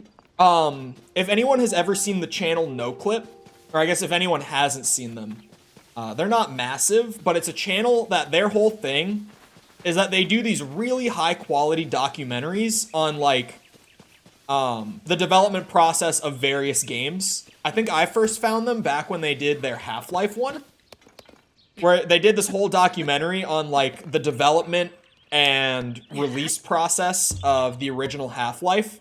And it's like an hour and a half long. And they've got, like, interviews with original level designers. Where they've got, you know, the guy who designed the pit level in Half-Life, where there's, like, the giant claw monster attacking you out of the pit. And, like, talking about the experience of making that level and, like, how it all came together. They do really, really good shit. And just yesterday, they uploaded a new video, a new documentary. And it was Vampire Survivors. It was all interviews with, like, the 3 people who worked on Vampire Survivors. And, like, how that project slowly came together. And how that project released on, like, Itch.io and stuff like that years ago. And got, like, no traction. Like, no one cared about it until, like, last year when suddenly, like, Twitch streamers and stuff found it. And started streaming it, and it got, like, super, super big. Because it's such a simple game to just, like, boot up, play for, like, 15 minutes, accomplish something, because there's, like, 200 achievements in the game, all of which take, like, 10 to 15 minutes to actually get in-game. So it's literally, like, when you play Vampire Survivors, you just sit down and you open up the game, and you, like, pick a challenge that you want to complete. You spend, like, 15 minutes completing it, and then you're done. Like, you've accomplished something, and you like, go to do something else with your day. Or, you just stay in the loop of doing achievement after achievement for hours on end, and you have no idea how much time is going by. That was me when I first picked it up. I would play Vampire Survivors for, like, 4 hours straight. I lost so much time to that game when I first picked it up. It was my game of the year last year. I gave it to Vampire Survivors. If you didn't know, now you know. I never even played it on stream or did a video on it or anything, but I was like, that was just the most fun game that I played this year. Yeah, it was a really, really good one, actually. Because most of the actual, like, development prior to the game blowing up was all just one guy. And he literally... It was so funny hearing about some of the stuff, because, like, in the game, like, there's a knife weapon, where literally all it is it's just throwing knives. Like, every couple seconds, your character throws a knife out in front of them, and it travels in a straight line and hits enemies, right?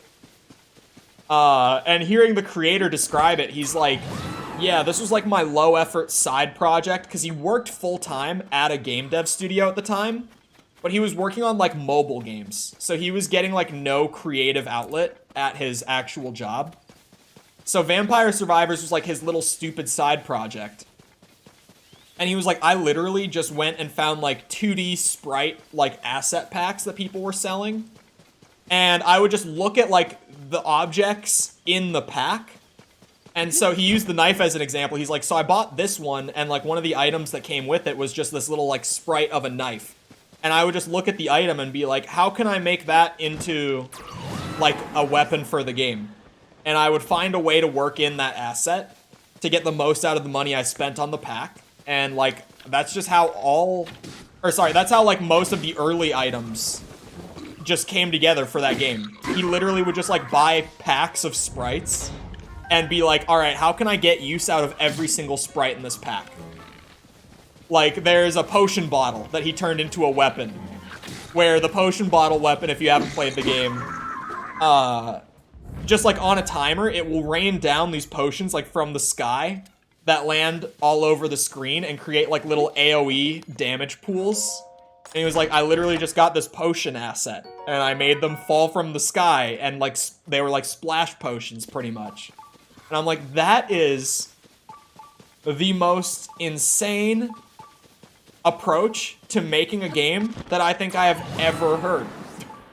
Like, he was just buying assets that were out there as like, hey, you pay me $10, you can use these assets, sort of thing. And he would just buy those, and then after he bought them, he would come up with an idea of how to work them into the game. Normally, it's like you have an idea for something in your game, but you don't quite know how to do it, so you go out and you like find an asset so that it saves you time and effort and all that. But no, he did the opposite. He would find assets and then be like, oh, I could turn that into something, somehow. Such a low effort side job. Well, it's funny because now it like blew up, right? Like it also, he talked about like the pricing in the documentary, because the guy doing the documentary asked like, what was the thought process behind making the full price of your game $3? And he said in the interview, he was like, well, this was like my super low effort, like I would work on this on the weekends when I had free time. Like, this wasn't really supposed to be like a full-blown thing, like a big game or anything. So I just priced it at $3 because even though you could play like 100 hours of it, it was so low effort that like I didn't feel like I could charge more than that. And I'm like, holy shit. I am so glad that I bought this guy's game. I'm so glad that I gave this guy my $3. He deserved it. What an actual homie for that. He was like, yeah, I barely put effort into this. So like, I just made it $3 because it felt fair. I was like, you've got to be shitting me. There's no way that he said that. Really good documentary. You should go watch it. No clip. Like, exactly what you think. I think it's one word. I think it's a one-word name. I don't know. It might be two. But they do great documentaries in general. They've done, like, Doom 2016. I know I watched one from them on that. Like, that game's development. Where they did, like, actually go to Texas and, like, interview, you know, the creative director of the game and stuff. Like, they go all in on, like, finding the right people who will, like, have the most interesting perspectives on the development. That's actually where a lot of, like, the respect for the Doom Eternal team came from, was, like, that documentary coming out before Doom Eternal was even announced. It's, like, a few years old. That was at least an easy tutorial shrine. I literally had to throw spear. But yeah, in that interview, that's like where we found out that Doom 2016 doesn't really have a story to it, because the director of the game, Hugo Martin, he said in that interview, he was like, when I think of Doom, I'm not thinking of the story. And like, sure, we could have made it like a story-based thing to appeal to like more modern audiences and stuff, but who cares about the story if the game isn't fun? Like, that's where we found out that Hugo Martin was incredibly based, where he was like, I just wanted to make a fun game. Like, that's all I cared about. I did not care about, like, selling as many copies as possible or making the best story of the year. I just wanted to make it really fun to shoot demons. And I was like, this guy gets it. This is my kind of game designer right here. Because I am completely the guy that's like, I love a good video game story, but if the game isn't fun, I don't care. Like, you can have the best story in a game, and if the game is boring, I'm not even gonna finish the game. Like, I don't want to sit there and play for like 10, 15, however many hours. Some games are way longer than they should be, but generally like 10, 15 hours to see a story. If like, let's say, you know, like it's 5 hours of cutscenes, and that's even a lot for a 15-hour game, and like 10 hours of gameplay. I don't want to do that.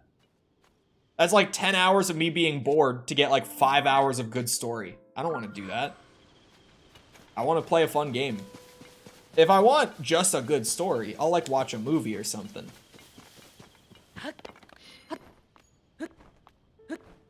Granted. I actually, Tears of the Kingdom is a good example of like, Breath of the Wild was a good game. Breath of the Wild's story was good, but it was like barely there. Like, there was almost no story in Breath of the Wild. And it was still a good game. But now Tears is like still as good gameplay-wise as Breath of the Wild. It's better, but regardless. Same like base that they built upon. And they just like added a better story on top. And I'm like, oh, that's really nice. Like, I like that they have a story now. I don't know how many Koroks we're at. How many was flat 100 again? Wasn't it like... Was it 79? Was that flat 100? Something generally around that. For like the number in my inventory that equals like a flat 100 total. Did you get that Korok? I actually didn't. I saw him and I was like, oh, I'll get him after the shrine. And then I did not get him after the shrine. I'll go back for him. I gotta get all of them off the map eventually. Oh, there's another shrine up here? God damn.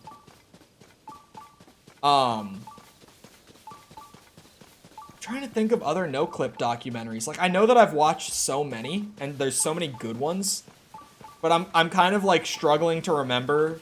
I think they did one for Prey. I might be remembering that wrong. Prey 2017, like the reboot Prey, not the old one. For people who don't know, I feel like more people know about Prey 2017 than the old one nowadays. There's an older Prey that's like kind of like a Half-Life-esque shooter from the early 2000s. That's why the new one has like 2017 in parentheses. It's because they share the exact same name. Like, they're both just called Prey. And they actually are both considered the same IP, even though they are entirely different. Like, there's nothing shared between them, really. Oh, I haven't watched this one yet. But they did do a documentary a few months ago on... They interviewed, like, a bunch of The Last of Us team. Or, sorry, they interviewed a bunch of people at Naughty Dog talking about the experience of remastering... or remaking the original Last of Us. Like, the PS5 version. I haven't watched that one yet, but they do have one of those. What else do they have that's good? I'm looking for like ones that I've seen. They have an Among Us one that I also haven't watched. They did a whole documentary on the development of Among Us, because of course they did. They have a 2-hour documentary on Black Mesa that I also have not seen. Black Mesa is the remake of the original Half-Life. They do have a Prey one. I've seen that. They have a Dishonored one that's really good. I've seen that. They have a Hades one. See, now... Oh, they have one for, the Demon Souls remake. They interviewed, like, Blue Point's creative directors and stuff about remaking Demon Souls. That one's actually really interesting. They got really, like, in-depth about how they went about, like, the audio design and stuff like that in the game. That one was really good, actually. I highly recommend the Demon Souls one. They just have a lot of really good documentaries on games. Like, really, really good. They have a mini one that's also with the Doom director. It's like a 20-minute video. It's like a smaller snippet of their larger interview. That's literally just talking about the process of like redesigning the classic enemies from like the 1993 sprites into the rebooted graphics with 2016. They did like a whole video just for that. They just do really, really interesting shit about a lot of really good games. Like they kind of go for mostly like industry giants or just like really popular indie games like Hades, Vampire Survivors, stuff like that. The memes channel is just one meme getting spammed. Yeah, I've seen it. I've seen everyone spamming the same minion meme about, you used to say that you had a left knee and a right knee, but now you have a bad knee and a good knee, whatever it is, the minion with like the beard. I've seen it. I don't know why everyone is just reposting the same minion meme over and over in the channel, but I saw it. I definitely saw the wall of minion memes. It's not even just minion memes. It's the exact same minion meme. If it was just like a wall of minion memes, that would be one thing, but it's all the same one. I don't know what is happening in there. That's just the Discord server, like, caving in on itself as it does. I never know what's happening in there at this point.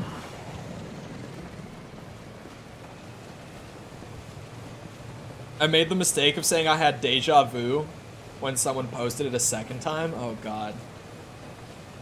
It's a wall of a minion meme. Yes. I'm actually weirdly excited to have new stuff to do in like the next, well, Diablo's in a couple days. Street Fighter's in 6 days. I like DLC coverage. Like add-ons and stuff, or in the case of Diablo, I mean it is like an expansion, right, for Diablo. It's a reset where we're gonna go back to level 1, and it's an expansion. With that reset though, correct me if I'm wrong, Mikkel, I will not have to replay the campaign, right? Like I'll be able to still skip campaign, I'm pretty sure. That would be a bigger thing. That would be a bigger problem for me personally. Everyone is like, oh, I don't want to regrind like all of my side quests and stuff. Like, I don't want to redo the renown grind. Everyone's talking about like, I don't want to redo all the side quests, all the dungeons, etc. I'm fine doing the side quests and the dungeons and all that again, but I would not want to do the campaign again. You can optionally skip it. Let's go. I wouldn't want to have to sit through the campaign again. Because the campaign is like, the story is good. But if I had to replay the campaign every season and just kind of go in like that sort of straight line, when is season 1 starting? Today, it's Thursday. If today is Tuesday, it's Thursday.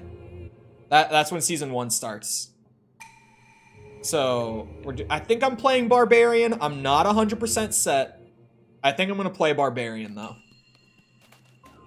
Whether that's gonna be Whirlwind or Hammer of the Ancients, I'll look around, like, and by that I mean I will literally just look up, like, Barbarian level 100 Whirlwind build, and I will watch someone play around with it for a few minutes, and then I will look up Barbarian Hammer of the Ancients level 100, and I will watch someone play with that for a few minutes, and I'll see which one looks more fun. That'll be my research process for that.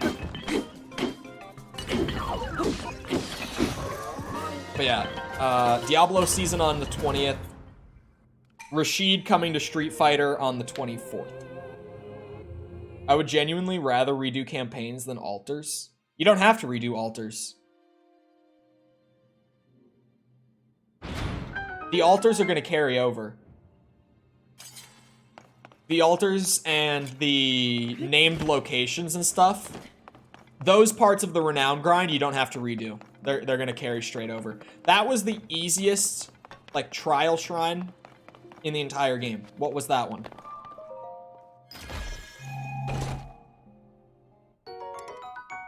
Spring shield.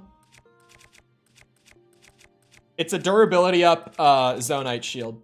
It's not that I want the spring. It's that it's the same shield I have already. But it has a spring on it. If I had to choose either or, I'd choose campaign. I don't know if I would.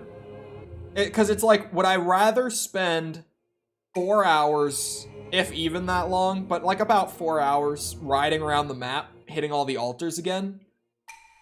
Or spend like 20 hours going down straight paths through the main campaign again? I honestly would not know which I would choose. But hello, False. Let me check on that, that short again. Hey, Mickle. I don't think you've seen the short. I feel like you would have commented. Out of the 4 World at War maps, which do you think is the worst? Genuine question. Because I'm getting a lot of mixed response on that. On this short. I was about to say which one I said was the worst. My second one did nada. Yeah, I think I'm starting to narrow down a couple things with it. I've only done 2, but I've gotten some interesting theories from the 2. I think there's still a recency bias to it. Like, I think that you have to do it to like a fairly recent short, it seems like. At least to me. Don't forget to share with the class. I'm sharing. It's the same stuff I was saying earlier. The recency bias thing. One I did was from yesterday. Nada. I think it has a lot to do with impressions, really. Where it's mostly gonna help if it's a video that never hit shorts feed to begin with, or like barely hit it, really. Like, it not never, but didn't hit it as hard as it should have. I don't know. Shorts, I feel like I sound like a doomer talking about YouTube Shorts right now. They were fantastic until that update in May. I think it was May. But I really think that the Shorts feed was great. It was consistent. I had a formula that worked literally every single day. I posted a short with that formula and it would bang every single day. And now, all of a sudden, since that update in May, it's kind of like a coin toss. It's like, it's either gonna hit, or it's gonna absolutely not even go to Shorts feed at all. And even when they do hit now, they don't stay in algorithm. They hit for like an hour and they flatline. There's no staying power to it anymore. I'm like at the point where I'm like, you know what? The shorts were great when I did them. I think it's time to move into just grinding the shit out of long form. Because I was spending like 2-3 hours a day doing shorts. So for me to change it up and put like 20 more hours a week into long form video, I think it will probably help.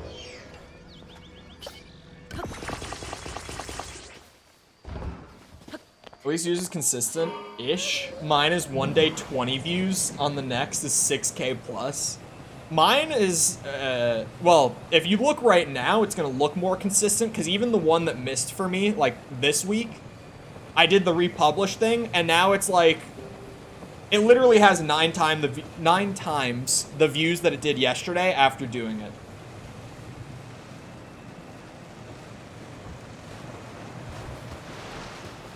Go! Hit the ground on the other side, god damn it. I was like, surely we can make it across. Wheels are big enough.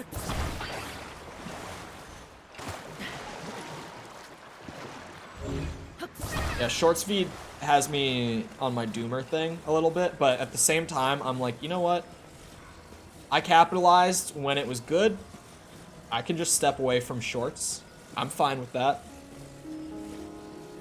I found my long form groove anyway.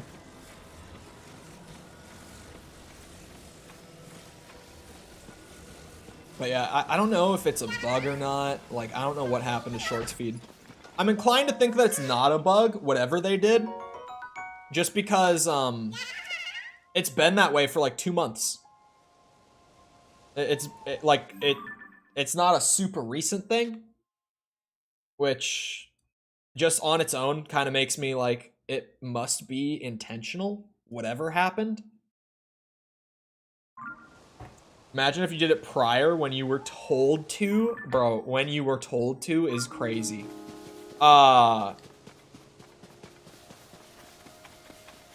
yeah, short hours, or sorry, short watch hours from shorts don't apply to your partner program eligibility. Yeah, shorts and partner program. Well, shorts and long form are 2 separate requirements, whichever way you get into partner program. World at War is Shino, Kino, Verrucht, and Noct. Okay. I still think Noct is more replayable than Verrucht. I just think Verrucht is more fun. Interesting. Kino is a Black Ops map. You're thinking Derice. Derice is the 4th World at War. Which might put it up at your number 1. I don't know. Unless you're just a really big Shino enjoyer. I feel like in World at War specifically, like if we're talking actual World at War and like remasters, etc. don't count, then Shino is my number 1. But like, I think Derice in like Black Ops 1 / like the Giant in Black Ops 3. What changed in May? Partner program. I know that it happened like at the same time. I remember saying back then that it was weird to me.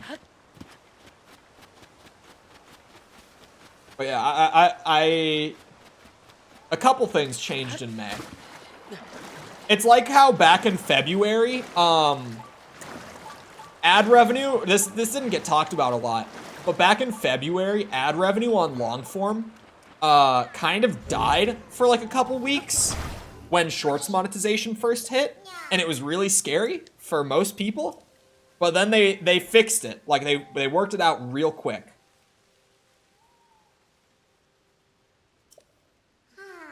So that damaged it. I don't know. Is it still 10 million shorts views to get into partner program? Obviously not that it matters, but curiosity. Did they lower the shorts views from 10 mil? Because I know that they lowered like the long form stuff, but did they change the short form stuff? I need to look at the screen when I'm doing that shit. Oh, see why.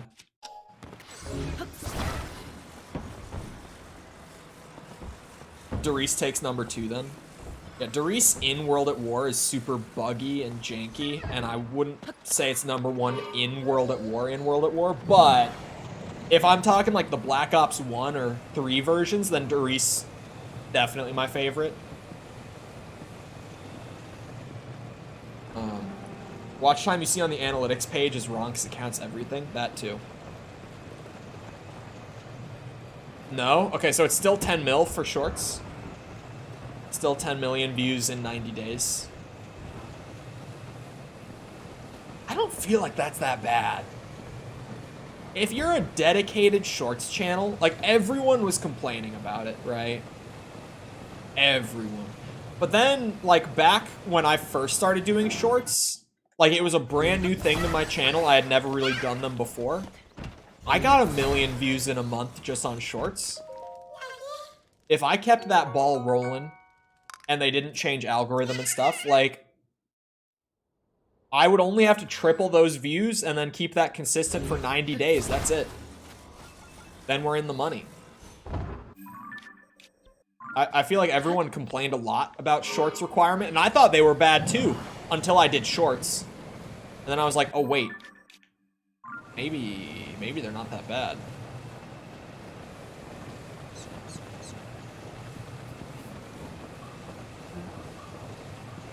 I think high round on Shino is my most memorable high round map ever. I would agree.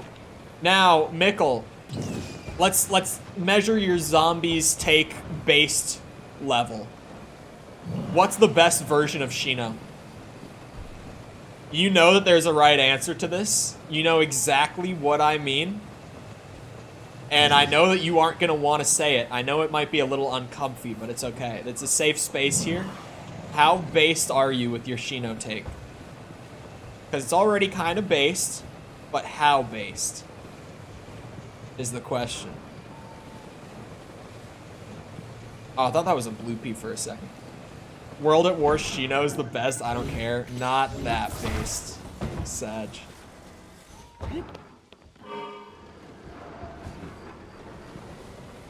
You know it's Vanguard. You know Vanguard has the best Shino Numa, and you just don't want to say it. Bro, they added Pack-a-Punch. They added a whole side quest to get the waft. That's not even that bad. It's actually pretty easy to do every game. The only thing for me with Vanguard in general, not the only thing in general, but with Shino Numa, bro, whatever her name is with the masks, I can't remember her name, but oh my god, I hate her so much, and she's in all 4 maps. She ruins every single one. I hate it so much. It's normally like 3 days behind. If you posted 3 times a day on old shorts algo, it would be easy. That's what I'm saying. Like, if you were a dedicated shorts channel, because also, posting 3 times a day sounds like a lot, but I bang out a short from beginning to end, and my shorts are way more time intensive than the average because it's like informational, and the process of gathering said information and the footage to display it properly takes a lot of time. It would take me like 3 hours. And so even if I was a dedicated shorts channel, that's 9 hours a day. That's less than I work on my channel right now. That's not even that bad. I don't think the shorts requirement is bad for partner program. Because if you were a dedicated shorts channel and that was like the way that you wanted to get partnered, you could do that. At least back then you could have. Now it's a little different because they changed the algorithm and stuff and it's not as consistent, but definitely back then, it's like if you had a winning formula and you put the time in, you could definitely get partnered that way. Like, probably in only a few months, like, from scratch. So much more base than your Vanguard loving ass. Vanguard did nothing right. Calling me a Vanguard lover is a little crazy. I'm like a Vanguard...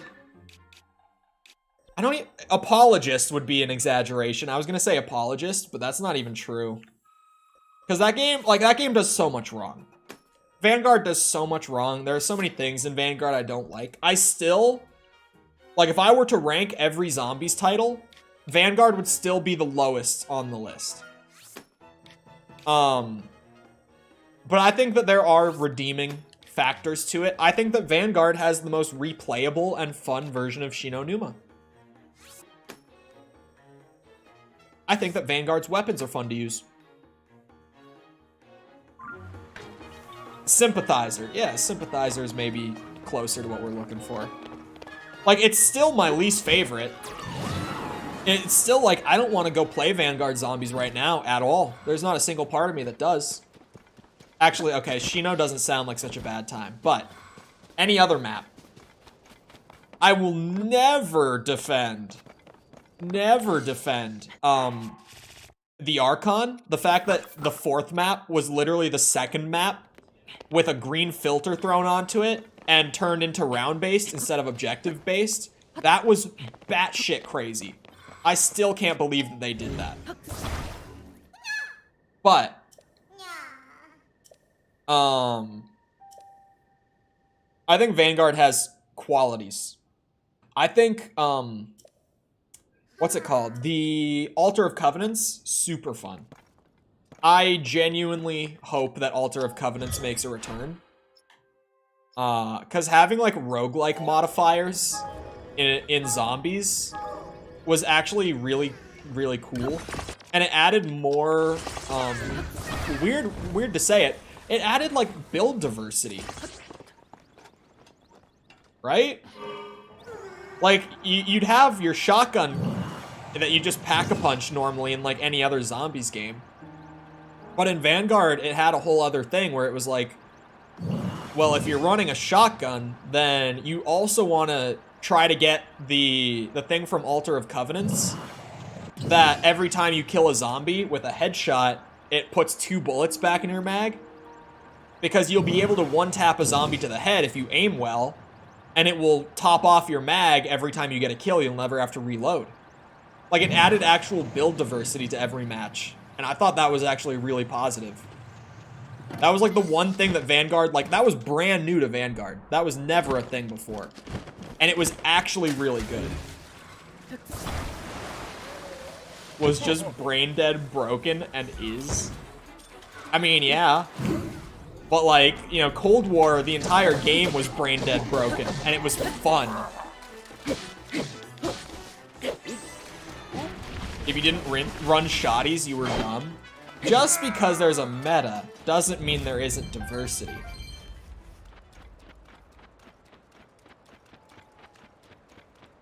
Is the goat emoji now just because Kaz called me the goat? Is that what this is, False? That made me laugh so hard. On False's stream last week, I don't remember how this even came up. Huh? Kaz calling me the goat last week on your stream was hilarious to me. I've never met Kaz, but she mentioned something about my channel. She said something, and Kaz thought that she was like taking a dig at me. Oh, you said something about like Cole's channel was like half the size that mine was. And he was like, wow. Wow. He said I was insulting you? Yeah. That is what this was. And then you were like, well, no, he passed me just recently. Like, his channel's bigger now. And he just had like a silent pause for like 5 seconds. And then he just went, the goat.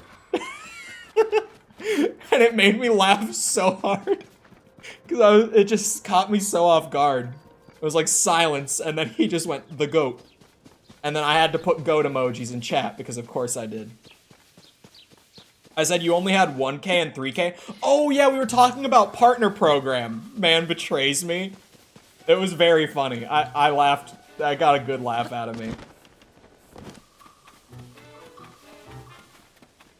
That was what it was. We were talking about getting monetized on YouTube, and you were talking about like how I was monetized at 1K when you were at like 3K and not monetized. That is how that came up. I remember now. Otter has a good amount of subs. Yep.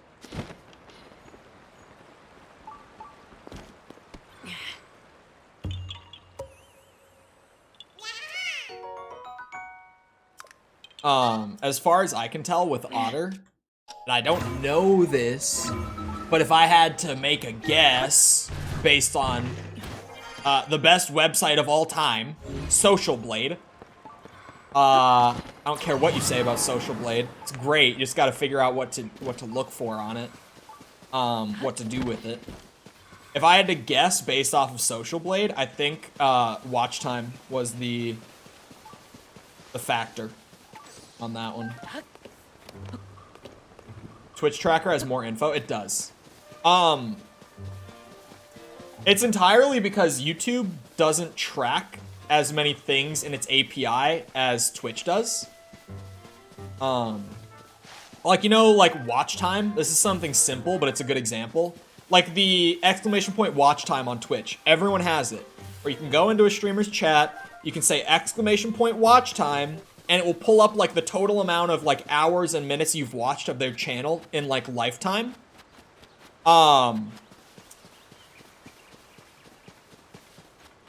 That's a thing on Twitch. that you can do, you literally can't do that on YouTube. Because YouTube's backend doesn't track watch time, Twitch's does. So it's just a matter of like, because of what YouTube does and doesn't offer, they don't track as much. And they do have Twitch stats on Social Blade, but they're more limited just because they literally just copy pasted the YouTube tracking. That's all they did. Like, if you look at them, they track the same shit. I want to see what game got you growth, because I'm a steal it. Yeah, YouTube does track that, but only in Studio. And oh, is it the rock? It's not the rock. Is it like a flower trail? Hold on. Where am I? Oh, did I do this? Oh, I did do this. There was a backpack Korok here, and I already did it apparently. Whoops. Where's that shrine that's blinking? Oh, it is this direction. Oh, it's over by the... Wait, there's a side quest here for frog armor. How did I not even think of that? One of my things with YouTube that I really, really want is, so you know how in Studio, when you post a video, it shows how many people subbed while watching that video, in the analytics? I want that for streams. Because streams have that metric, but the way that YouTube Studio works with streams is that it's tracking the VOD stats. It's not showing you the stats from when the stream was live. It's showing you everything that happened after the stream ended in regards to that video. I want how many people subbed during the stream, like while it was live. That's a metric that I really, really want. That's why I screenshot the stream end screen. Even that, like, the watch time, once you're partnered, doesn't matter. Well, it kind of does matter. I can look at the watch time at the end and just be like, all right, I know how this did, and I don't need to, like, save it and archive it, but... Is that really what this shrine is? Jesus Christ. They expected me to come here way earlier in the game, clearly. The shrines have gotten way simpler all of a sudden. Sorry. But yeah, like, even that doesn't show you, like, subs gained. I need that. I need that. Oh. Also, false. Forgot to mention it sooner. Our friend Cheems was here earlier. Good old Cheems. Enough said. Crazy bastard did it. Saw.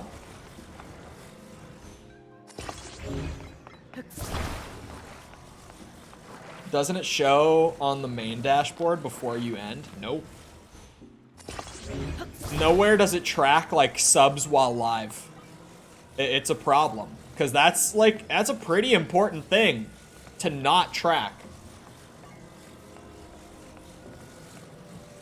Because even now, like, you know, back when I only did streams on YouTube, for the most part, like, before I figured out how to do videos the right way, like, any growth that I got from the beginning to the end of the stream was from the stream. But now, like, I could go up a bunch of subs during the stream, and it's entirely possible that not a single one of those subs actually came from the stream. Like, they were all just video subs while I was live. I have no way of knowing. Like, I have no way of knowing. And, like, I should be able to know that number. It's a really important thing for me to not be able to track. That's one of those things that I need. And I need it now. Because even, like, in the analytics for streams, I'll have to find it. Hold on, I should have shown this to False sooner, probably. I didn't realize you genuinely screenshotted that shit just to save it. There is a way to look at like the while live metrics. I don't know if you can get like the watch time number from it. Oh, maybe it isn't here. Hold on.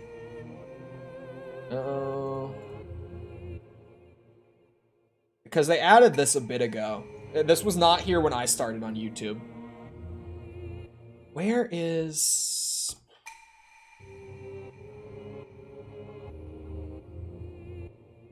Maybe? I'm finding bits and pieces. It's kind of like scattered. They made it way too confusing, man.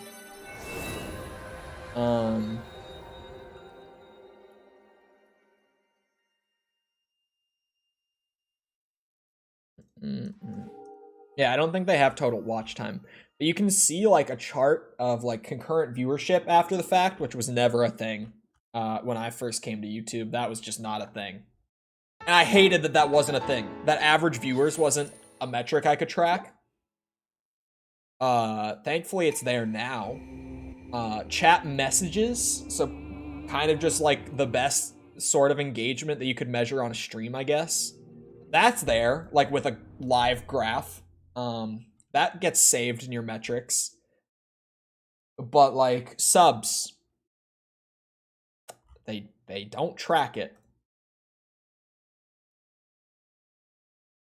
They need to give more analytics that Twitch gives at the end. Well, Twitch, yeah. It's different because Twitch is a platform built for streams. So they have a lot more because that's their thing. Like, you know, YouTube is a video platform. And it just is. They are working on building out the live platform. It's why... Never mind. But they're working on it. And they have a lot of creators giving feedback on it. We're at 794. Korox. I can absolutely hit 800 today. Nighthusk, thank you for the sub. You see that? Who knows if he's even in chat? He, she, they, I don't know. We don't assume. Not in these parts. But I don't know if they're in chat. I don't know if Nighthusk is watching the stream, or if Nighthusk just watched literally anything else on my channel. Not in chat, exactly. I say it just in case, because I don't know. But, can't wait for Eyebrowathon. Nope. Oh, 4.5. Yeah, okay. I didn't know what you meant with 4.5k at first. Follow out of stream too on Twitch. But you can see how many follow during the stream. And also you get more of that because different community, different... It's not a very normal thing to get offline follows on Twitch. Like, it's notoriously not a normal thing for the majority of creators on there. It's part of why, back during the first wave of, like, maybe we should all leave Twitch. Not a normal thing? Hell no. Back during that first wave that I left, during that wave, like, one of the biggest things that creators were complaining about on Twitch is that there is no, like, VOD market on Twitch.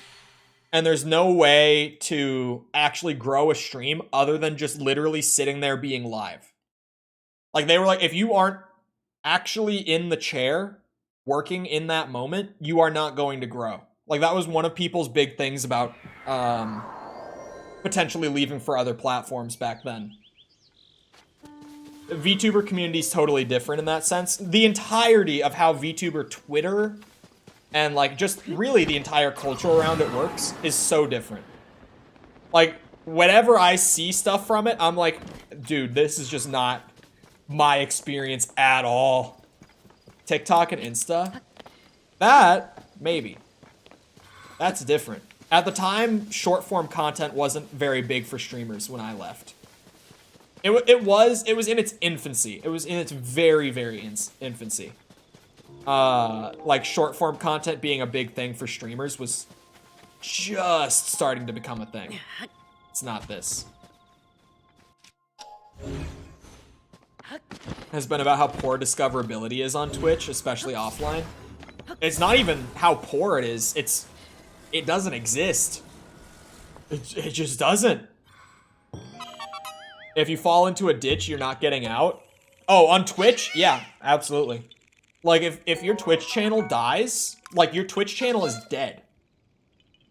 Like, YouTube, if my channel died, I could just work on one banger video that, like, I choose in a timely manner, like a trending sort of thing, or just in the public eye sort of thing, and I could revive my channel through just one big video. Twitch doesn't work like that. Because if you try to go for trending game on Twitch, the 0.001% is all streaming it. Hachi did? I don't know much about Hachi's channel. How heavily niched would you say Hachi's viewership is? Because I know what Hachi's niche is. I know where that came from. I know that much. But how would you say his viewership is outside of streaming to that niche? He can leave it? Yeah, but would it be good to leave it? Or would he lose it if he left? It is kind of my question. What does Hachi do? GTA RP. Which is insanely niche. Like, very, very passionate niche. Very notorious for, creators that grow within that niche tend to not be able to transition to other things.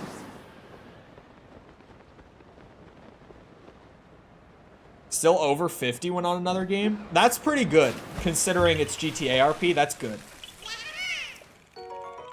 That's higher than I would expect. Definitely higher than I would expect. Clinically insane. It does numbers, but it's notoriously awful to try to transition out of. I gotta mark more seeds. I think we just hit 800 literally with that one, by the way. We just keep on trucking. Who cares? On to the next one. Married to the grind set. The Korok grind set, that is. Okay, no, I need to actually think about that. 800, chat. That's 80%. We're 80% done with the Koroks. Say the last bit? I don't remember it. Married to the grind set. Oh, fucking with the hustle. That's the second bit. Married to the grind set. Yeah. I can't say it repeatedly over and over again. But yeah. You can get hella famous via RP, but all it takes is them to find someone funnier. True. This man also streams for over 12 hours. I know. I know he does. It's insane.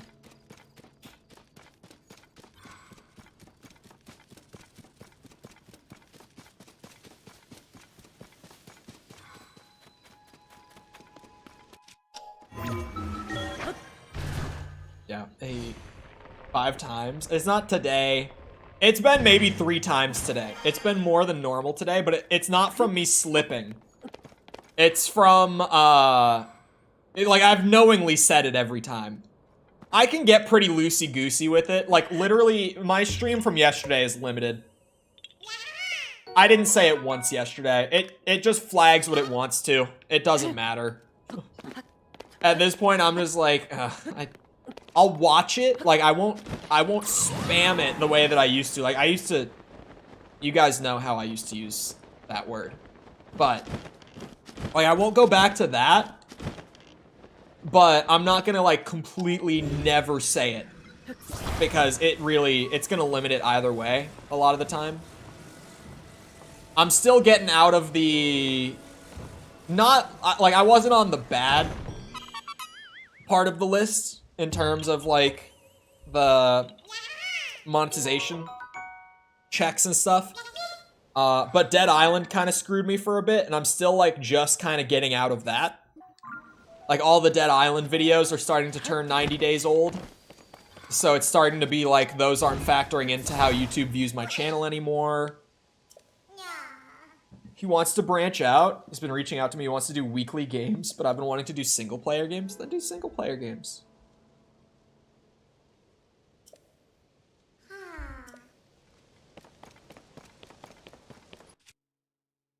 That's fine. I have creator friends that I do not ever collab with because it's just like we do different shit.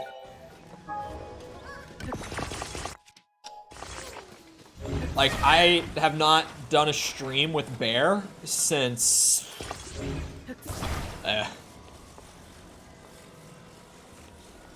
Bear, yep. Yeah, exactly.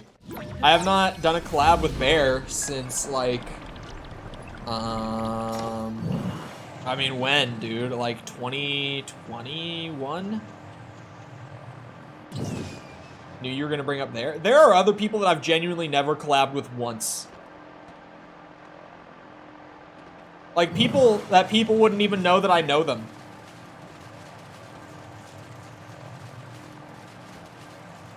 There are people like that too, but Bear's a good example because people know Bear. Like, my people know, oh, my OG people know Bear. My new people do not know Bear, to be fair. Can I yank you back, please? Can I get that back?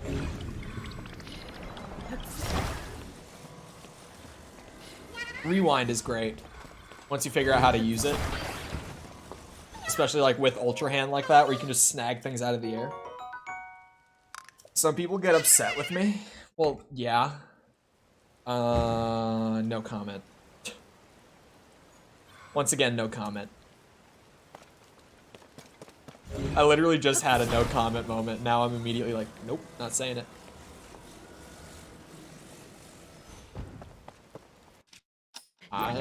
I refuse.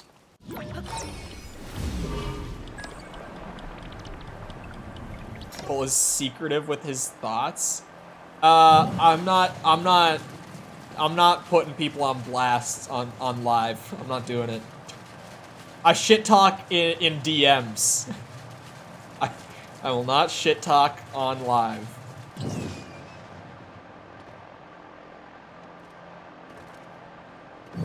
I won't do it.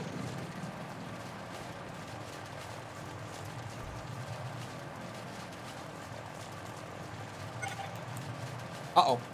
Oh, wait, that's a Hudson sign. Oh, would you look at that?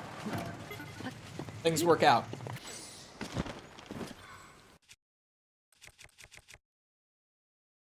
This one might actually be weird.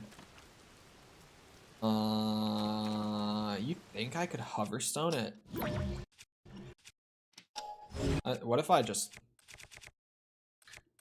censor everything? If you're talking like my videos, I like to censor my videos if people don't know what I'm working on. Like, everyone right now knows that I'm uploading an Armored Core video tomorrow.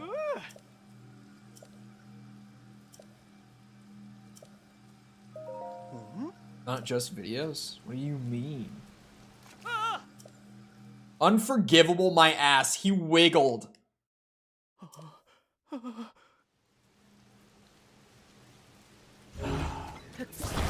Alright. What if we used 2 hoverstone? I literally can't fit one under there. Opinions on things. If you mean with this, it's entirely because I'm not going to be the streamer that streamer Twitter is like, wow, this guy is literally saying that people that do exactly what I do is shit. I'm not gonna be that guy, even if I think what they do is shit. I'm not the next one.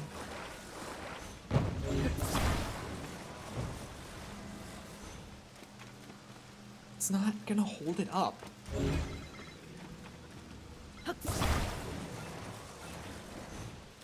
Say it on Twitter. I feel like I'm more aggressive on Twitter, weirdly. I feel like I'm more outspoken on Twitter than on stream. I feel like on stream it's different. Stream is like my main platform. Twitter is like a side thing. Anything that I say on Twitter literally does not mean a thing. But if I say it on stream, then it is like fully on blast. God damn it. What am I supposed to do with you, huh? What do you want from me? What do you want? Bullshit.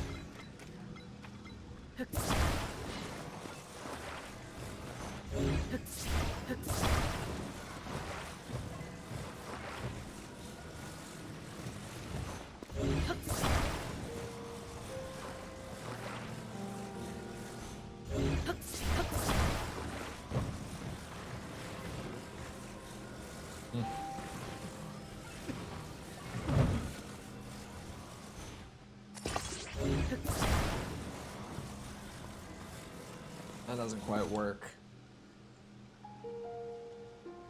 Am I close to getting it?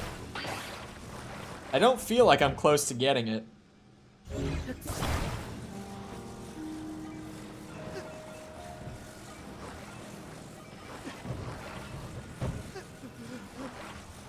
Oh, shit.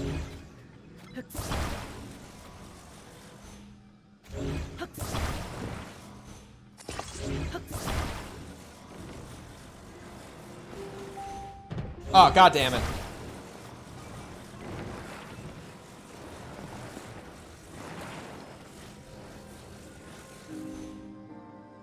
That's not gonna hold it up.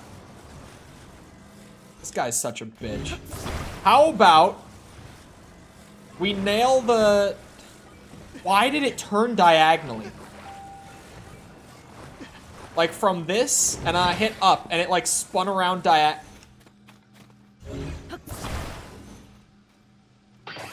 Huh? That looks good. That's literally, like, it's stuck up there. And it got worse. Why did it spin?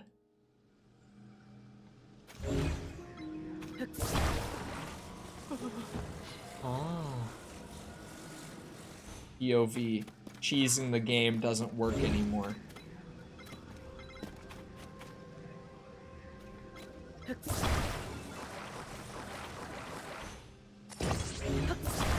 enough.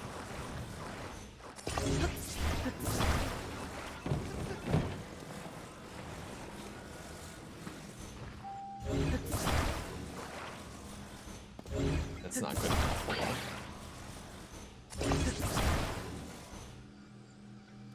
I don't think that's gonna work.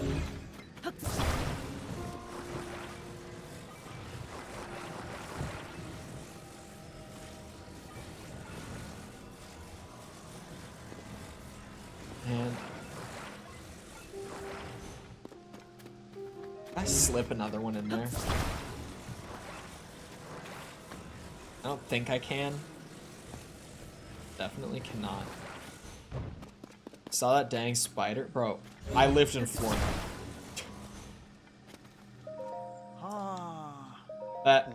One hit from a shoe. You don't understand. One hit from a shoe. That thing curls up into a little ball, and it's dead. I was about to continue, but I probably shouldn't. I threw a cookbook on it.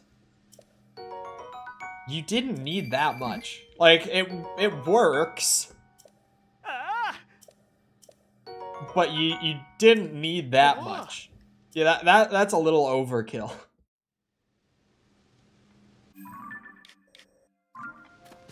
It was a large enough to disturb spider.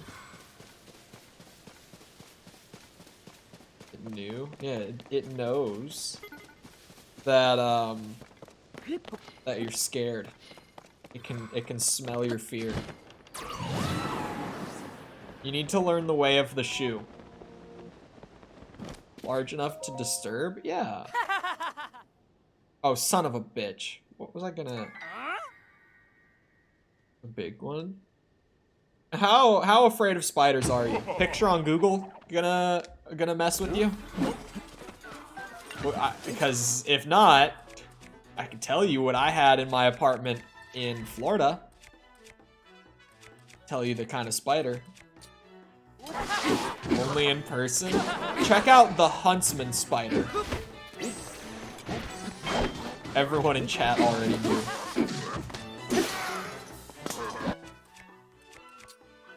Go look into that. That's what I had in my apartment in Florida. And no, I'm not joking. I became a master of the way of the shoe. And the vacuum, in fact. Well, I thought I was dead. It's the blood moon kicking in. I would move, yep. I learned how to kill those. They were like a 3-phase boss. It wasn't a one and done. You know, it wasn't one shoe smack. It took a bit of effort. It was a prolonged battle every time. A hand vacuum? The vacuum is for after you kill them, otherwise they literally can just crawl back out. For the record. But those guys, I was like, how do I even dispose of you? You'd kill them and then vacuum them. And then they would just go out like with whenever you emptied the vacuum bag or whatever. I had one of those vacuums that didn't have bags. It had like little glass things. There are big vacuums where they can't crawl out. I had a big vacuum. They would find their way out. For catch and release? Why would you catch and release? Oh, bug. Oh, it did say bug. Glasses. Smile. I'm blind. I can't read road signs.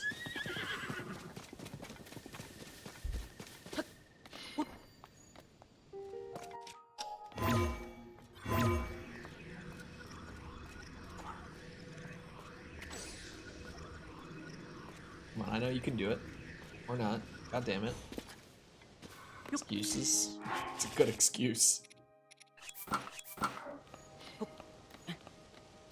It's great. Just kill it. UK spiders can't be bad.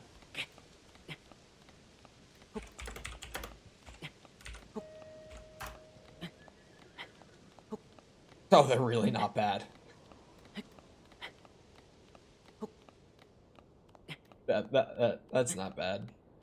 That's like... This one is literally called Giant House Spider. You guys gotta get creative at least. Come on. Come on. They look like wolf spiders. Like, they're about the same size. Oh, no, never mind. I got a bigger picture. They look different from wolf spiders. I was like, is this literally just a wolf spider? But the Brits call it the Giant House Spider. A larger cousin of the house spider.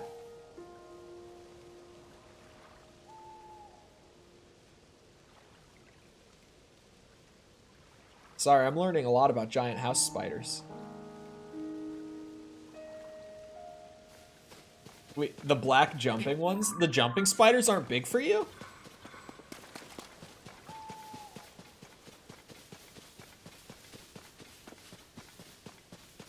How do you guys get bugs? Well, we don't get as many, especially, I mean, Florida. We don't get as many bugs in general here, but we kind of just get different kinds of bugs.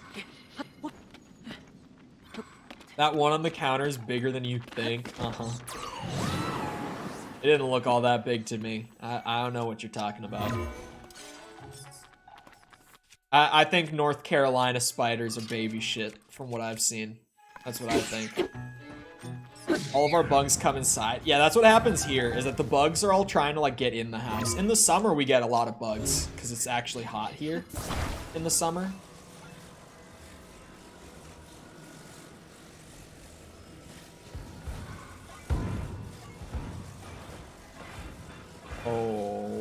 Oh, wait. Oh. That was a real brain scratcher. Bugs are haunting me this year. Hold on. Where? That was on Twitter, right? The spider picture? I need to look again. Because, like, Sorry. First thing I saw on Twitter was weird. Why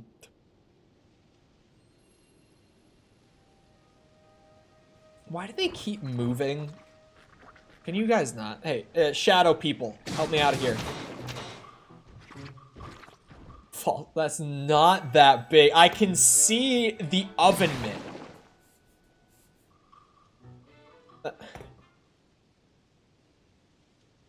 See, someone said la chancla.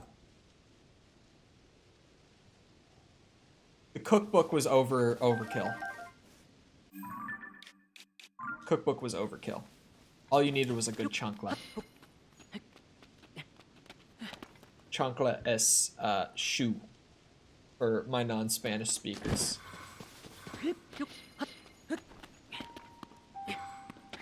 And if you ever hear someone with Hispanic parents, a Hispanic parent, whatever, if you ever hear them talking about their childhood and they mention la chancla, it means things.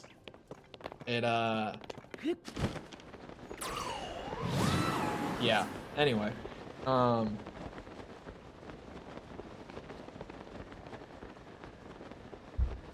Flip-flop, yeah. It's like slides, pretty much. It's a little more specific than just shoe, but it's a shoe.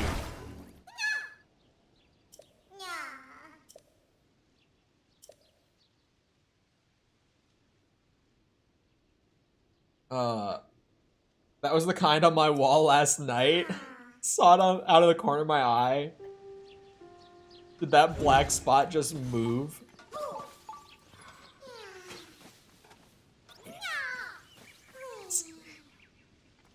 False.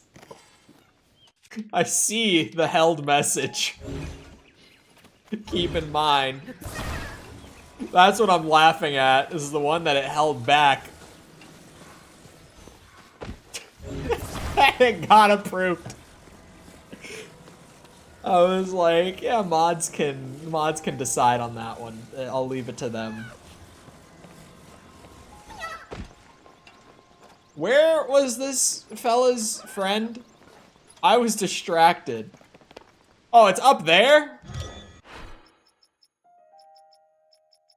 I was just like, I will not press the button. I'm broke. God damn it. Alright, we're going to the depths. There's literally a chasm here.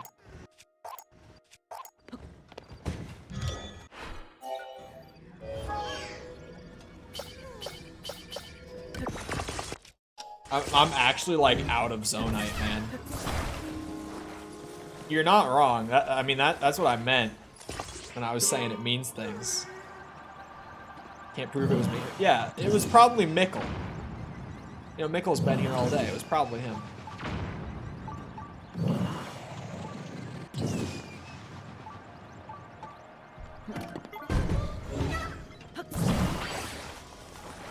Here's your friend. Give me 2 Koroks, please. Thank you. Pleasure doing business. I did not do that one. Do this one. I thought I did that one.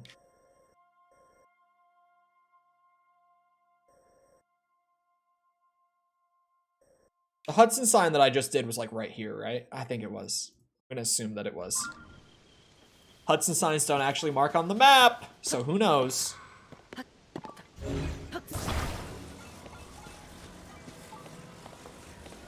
I need a piss break.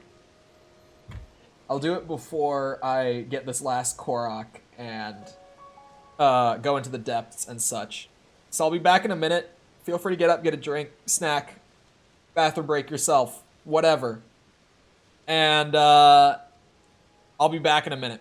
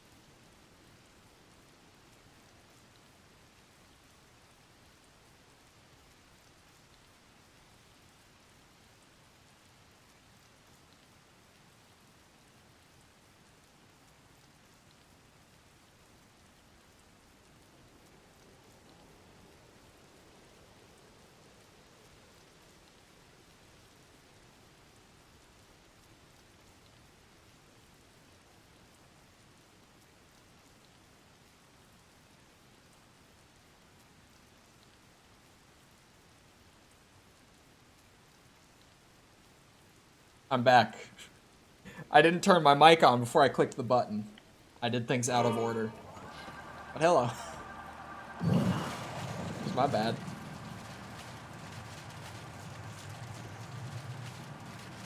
He loves it when I enter chat. I just always gotta pee sometime around 3 p.m. That's all. It's, you know, I've been sitting here sipping for like 3 hours. It starts to get to you at that point. That one would have been high anyway. That one was low.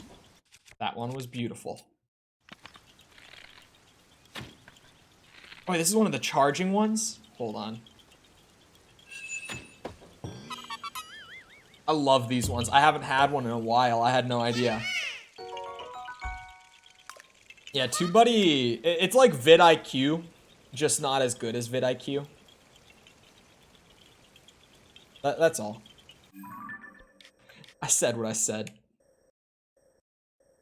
Oh man, I've already been down there. Oh, that blows. I can see that there's a light route there.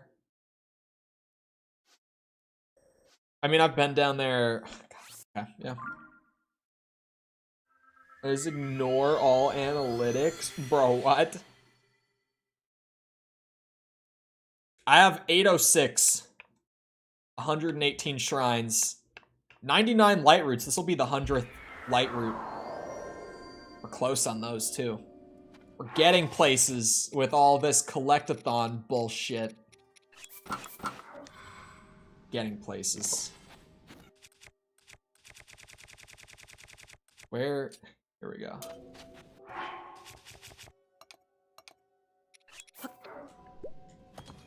Boss. Yoink.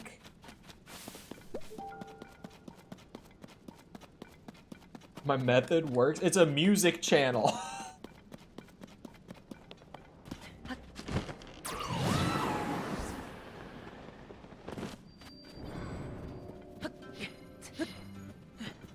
I learned that the analytics I've been looking at make 0 difference to me now. Wait, what? Did I say something today? Oh, the watch time. That's it. I was like, what do you mean? Shorts watch time. Different watch time. Why can you get a full battery with that? Just need the last 7 shrines. Man, I need these last 200 Koroks. Getting them out of the way will be the biggest weight off the shoulders of this playthrough. You have no idea. You have no idea. Hitting my daily watch hour goals, and nope, not even close. Yep. The streams count.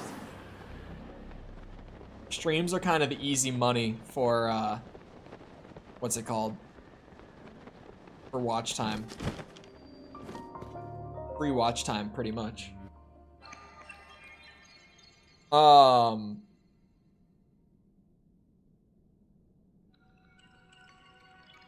Sorry, distracted.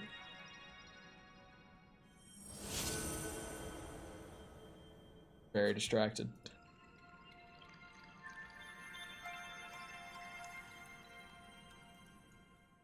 Sorry. Anyway. I don't think I can manage staying up so late each day. I just don't sleep that much. I've gotten to the point where I stay up later now. Because I at least will sleep a little more consistently when I do sleep. It's weirdly helped with insomnia a little bit. Not a whole lot, but a little bit. It counts. It's something. That's perfect. That worked out beautifully. I need 440 and 20 shrines, and I need to go hunting. Koroks are just... like, I don't... We have less than 200 left. See, that's just what I need to stay focused on, more than anything. I've got less than 200 Koroks left in total throughout the entire game. That's the big thing. Weed helps with insomnia. Weed is for bitches.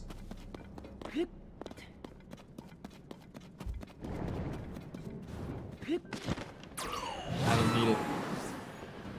I don't need it.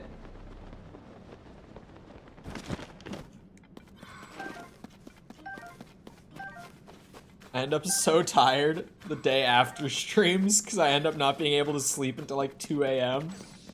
Yep. Someone clip that. What? Weed is for bitches? Weed is for bitches. I stand by it.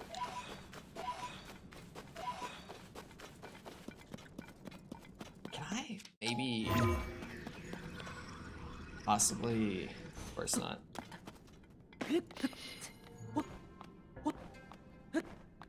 I will stand by that one. I must... Oh no, I won't be able to ascend that. God damn it. The angle. Gonna get the weed community against you? Bro, I used to be one of them. I will not be swayed. Can I stand here?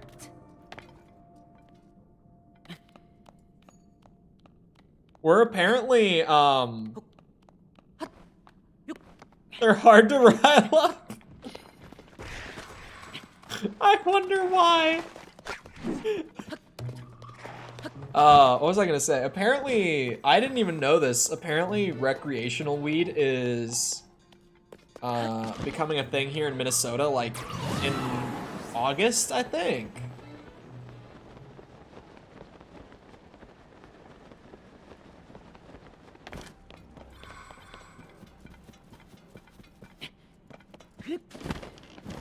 Yeah, one of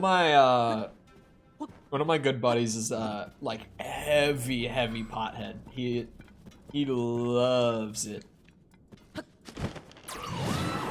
He loves it. Find a regular Frox? No, we could never be that lucky. Never be that lucky. But maybe, just maybe.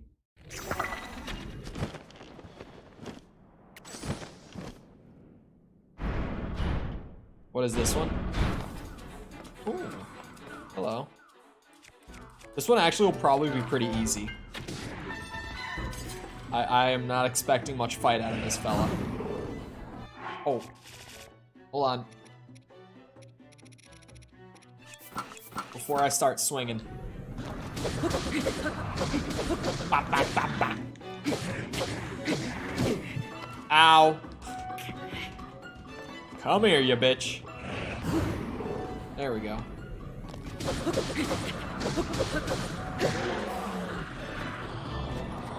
See that? It's called winning. Oh, is it just gonna be scaling the tier of the Lionels? Okay.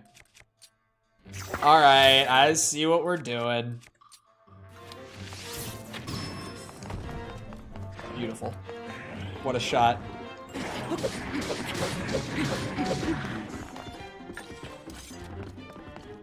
Come here. Oh, I'm shit. Come on.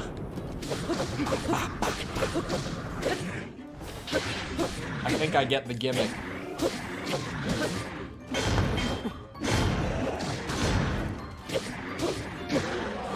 Bow farming? Oh, actually though.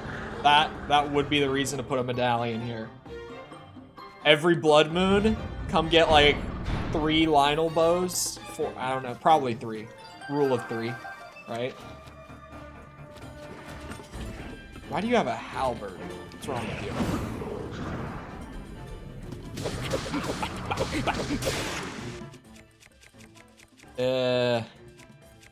What does a puff shroom do to you?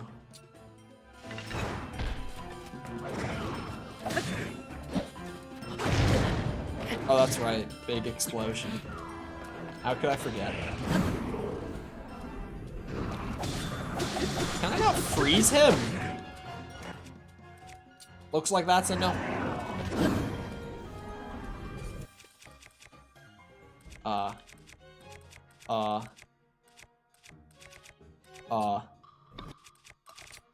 Did I just lose it?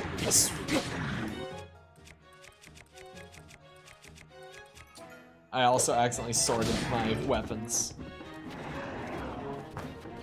Here we go. What happens if you puff shroom a Lionel? I've never done it. Did he actually lose me? Just like that? Oh wow, he really did. Well, the more you know.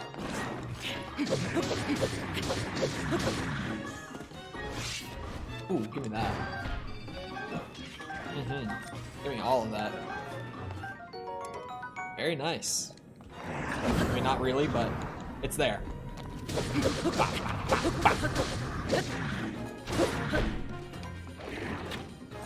Oh, shit.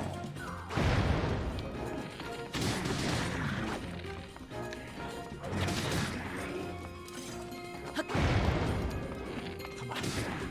Oh, bullshit. How precise is that hitbox? You gotta hit him in the eyeball. Is there another one? Oh, there is. I see him in there. I see the red glow. Are there 5? Oh, okay.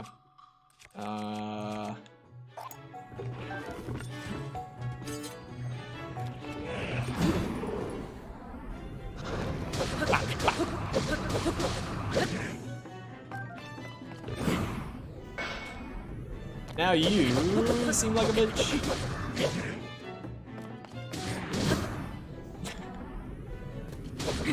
I feel like I've fought too many Lionels in my day. Just me? Oh, I messed that one up.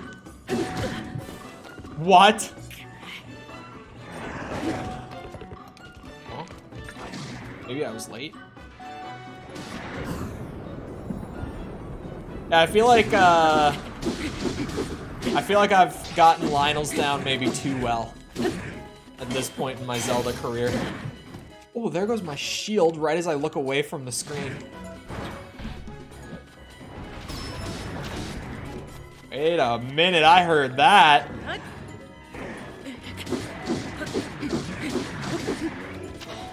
Beautiful. Come on back. Let's see it. Huh? No way that's not a flurry. That's insane.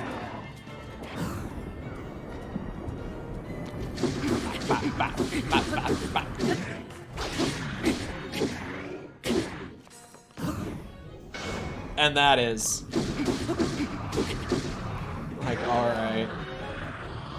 For one of too many shields. There's no reason to have this many shield slots. There's no reason for this. Oh, an armored one. Okay, I was like, why are there 5? I thought there were like 4 rarities, right? That makes sense now.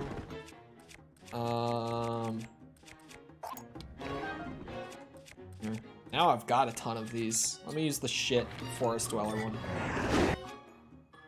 Actually, yeah, that's perfect.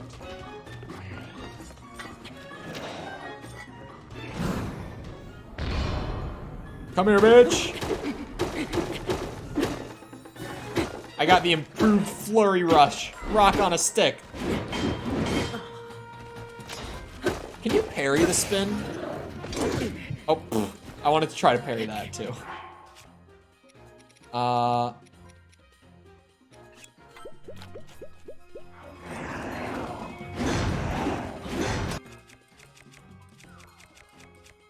Is this blunt? I actually don't know. It is. Would you look at that? And it's improved flurry. This guy's about to get bopped. He thinks I'm not ready. Little does he know, I'm a professional Lionel hunter.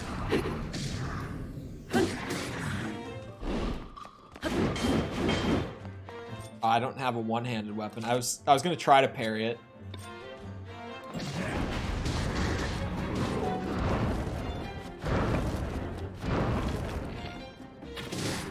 Shit. Oh, what? That did 6 hearts. Oh, I guess Fierce Deity I don't have upgraded because it's dragon parts. It's worth using for the damage. Do I have to do all 5 again? I do, don't I? Oh, Lionel Gauntlet. Alright. Oh.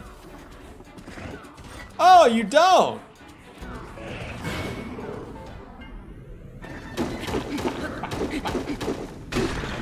One cycle the armor. That did hit way harder than I thought it would. Weirdly.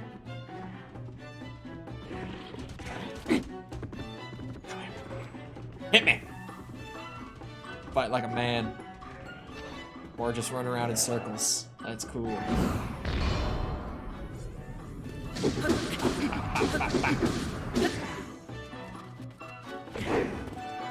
I'm at such a weird angle.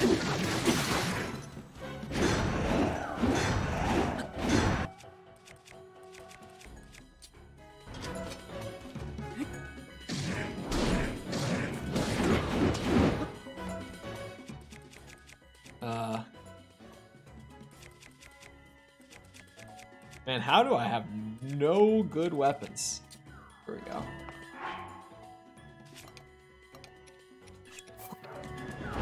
Check this shit out. Is that fire? That sounds like fire. It was in fact fire.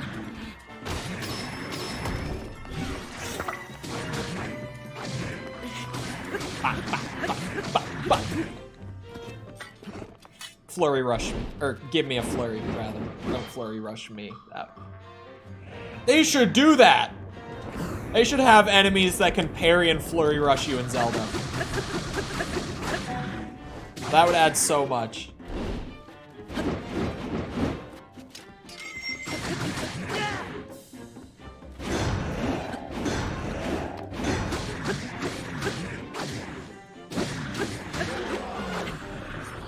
Yeah, I made an OP spear just for him.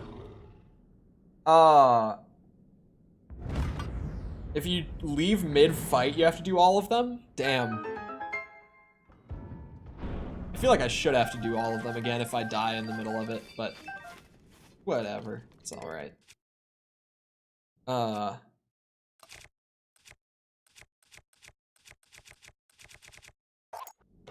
Get rid of the zoom bows. I hate those things so much.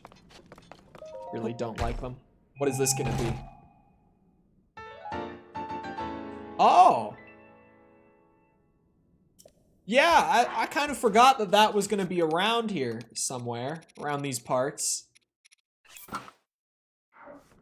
Neat! You know, I'm known to be a bit of a fan of Majora's Mask, just a little bit. I will take it. I will gladly take it. I wish that it was good. Like, I really... Why did I mark there? No idea. I wish that I had more reason to use it. Oh, this was beneath the Colosseum. Like, directly beneath it. That's interesting. Maybe worth noting. There's a lot of Koroks up on, Great Plateau. I get that, Korok. There's like one stray one way out from the rest that I haven't done. Have I done that one? It's on... Yeah, I did do that. I was like, there's no way I didn't. Considering that everything else out that direction is done. Let's get back on that Korok grind set. There's one like up there. There's multiple chasms up on the Great Plateau.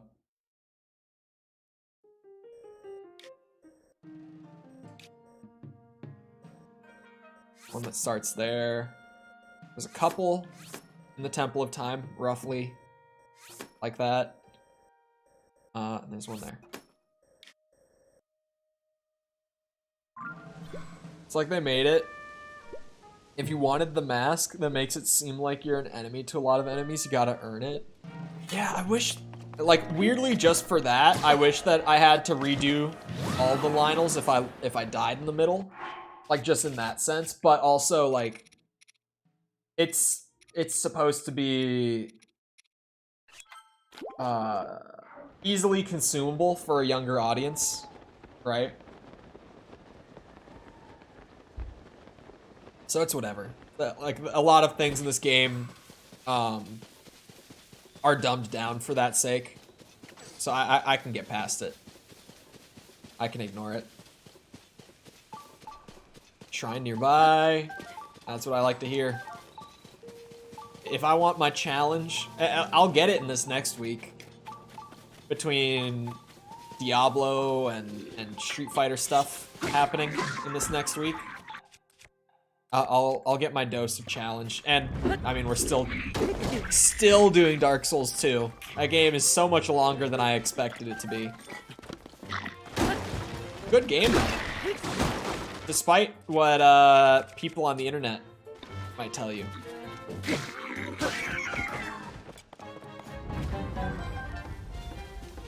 At least the Majora's Mask drip is very real. I can give it credit back just for that. It at least looks good enough that I'm willing to wear it around.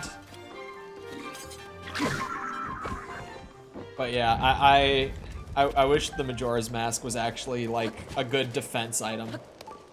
Like, attack up would have been a dope thing to throw on it. Even back in Breath of the Wild. But I guess Breath of the Wild kind of just had like one set for every effect, right? Like, now this game has a couple different sets that are, what's it called? That are attack up. There are some sets that do crossover now. So it's kind of weird. You get early if you had the DLC. Yeah, I got it in the DLC. When we did that DLC stream, I grabbed Majora's Mask. I wish that they had done something like cool with it.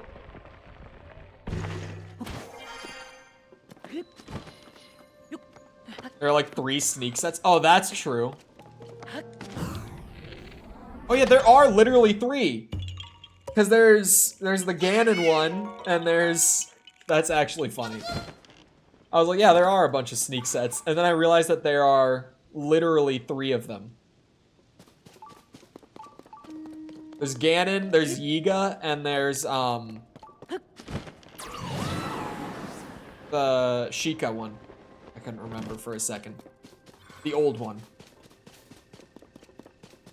Yeah. Like, I would have been cool. The effect that it has is fine. It's like whatever. It's not something I'm gonna use a whole lot. It's not like I want to go through the game and never fight.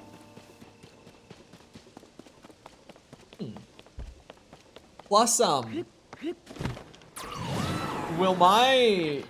the sages still fight enemies if I'm wearing Majora's Mask or like Bokoblin Mask or whatever I might be wearing just for the style of it?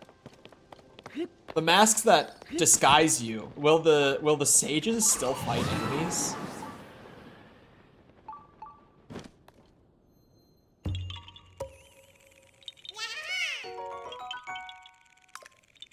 $387, I think, is just 810 for my total count. They do. So then if you're running around with the sages, these masks become redundant. Like if you're trying to use Tulin for wind power while you run around with it or anything like that.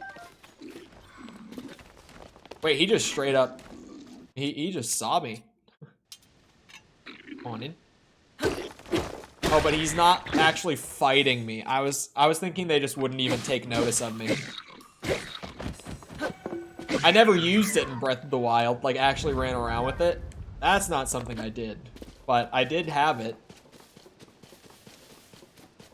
Hello, Temple of Time. How's she going? I did come here once for a short off stream, but I have not been here on stream. And I literally just came here to grab the one item that I knew was here. And make a video on it.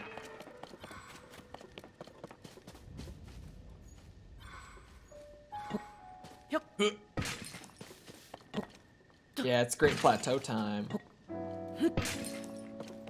I would assume the Koroks are, like, up top. For a second, I thought there was something falling there.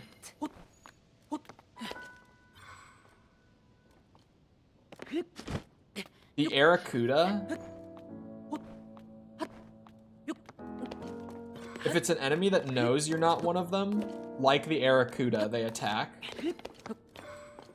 I see. So would it just be these 5 that it disguises from? Like the ones that have all the other masks? No, I need to put Majora's mask back on.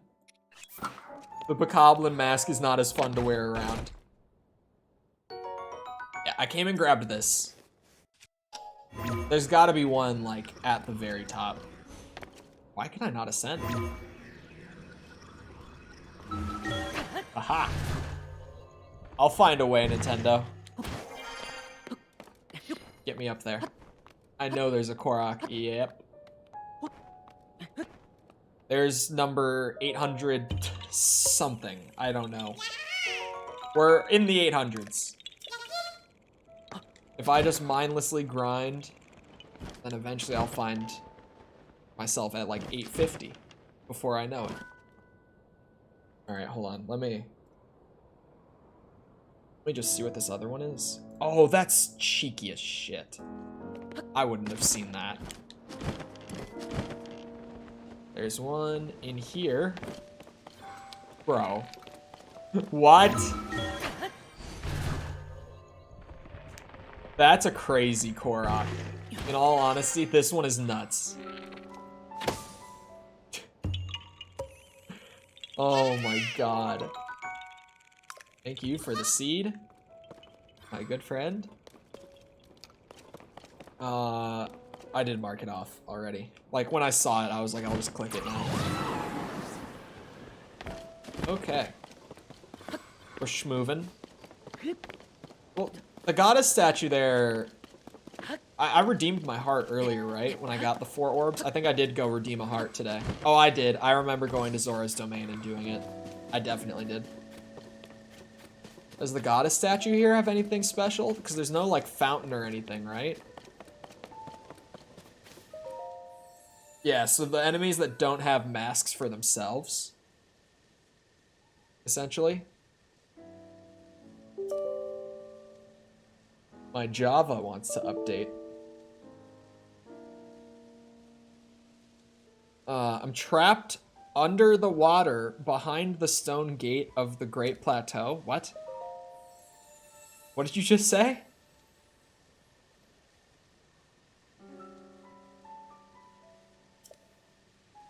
That's all. Okay. Trapped in the water by the stone gate of the Great Plateau. I'm trying to jump off the wall. It was not happening with that camera angle. Well, I think I found my Korok. That one was easy. Oh, that's a nice touch. Hold on. The lily pads from Breath of the Wild that made up the dive circle, they just kind of like scattered them around as if they like drifted over there. I see what you did there. I see what you did there, Nintendo. Don't think I didn't notice. Golden apple? Wait, there's a guy here. Oh, no, that's... I know who you are. Come on, man.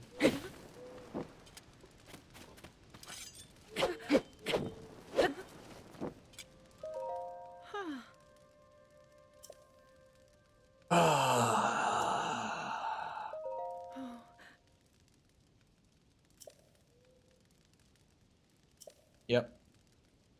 Pretending to have lost my memory to lower your guard. No, it did not work. I've seen a fake Zelda around these parts. And we're done. And we're past it. Good night, fake Zelda. I will be on my way now. That would actually be... Hello. It would be really nice if there was a way to, just smack them. Like, if it's like that, where it's so clearly a Yiga clan member, why can't I just smack them? Just let me skip all the painful part of sitting through the dialogue for it. We got one there. Got one up there. I think that's snowy area. Got one there. I'm gonna just clear the Great Plateau itself. And then we'll head over to the other side and clean up on this direction where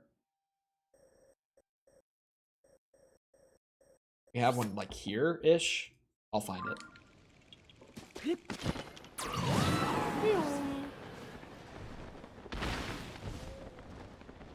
I was gonna say earlier, and I think I got sidetracked. I don't think I ever finished this thought. I like a week like this week where there's just like random DLC stuff coming out for games that I've already done. Cause like it's some new stuff. I also like that I haven't done new stuff in like a month, and I just get to like do a couple things and then not be locked into it. That's also a nice part. But like with Diablo and Street Fighter getting DLC this week, it's like I get to do new stuff that's not like entirely new stuff. There's a shrine below. Hold on.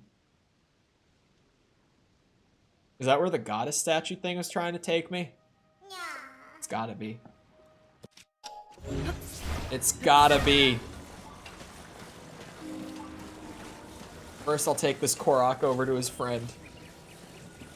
But clearly there's a shrine below the water.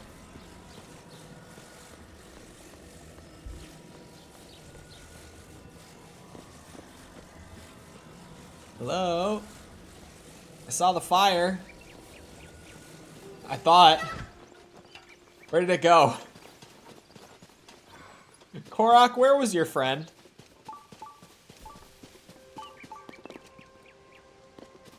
Uh-oh. We're lost. He was somewhere up here. God, I wish I could actually rotate the camera.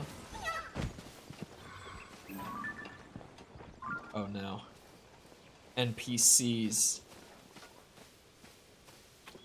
What the hell? Your friend disappeared. Where's the big smoke signal? Oh my god. Never mind. I'm still broke.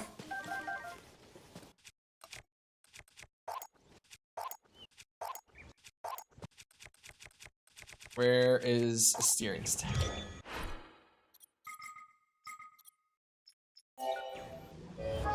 There.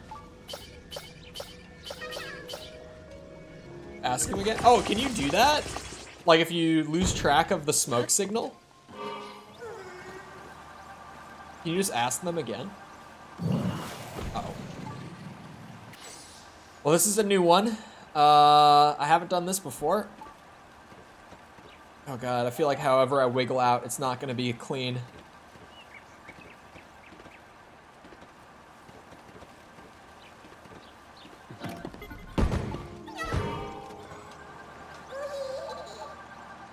Because of the Coliseum.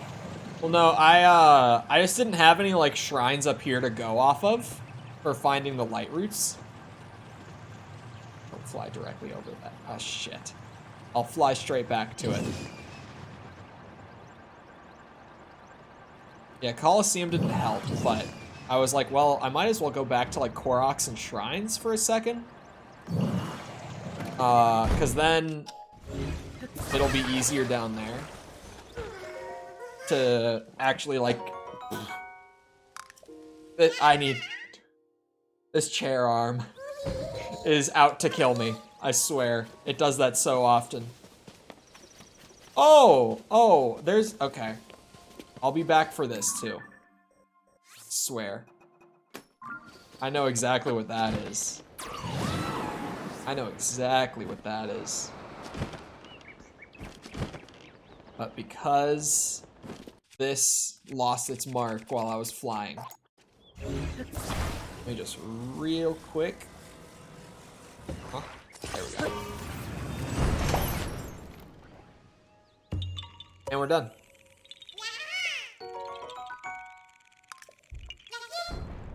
$394 is a good number. Gotta say, I am a fan of that number.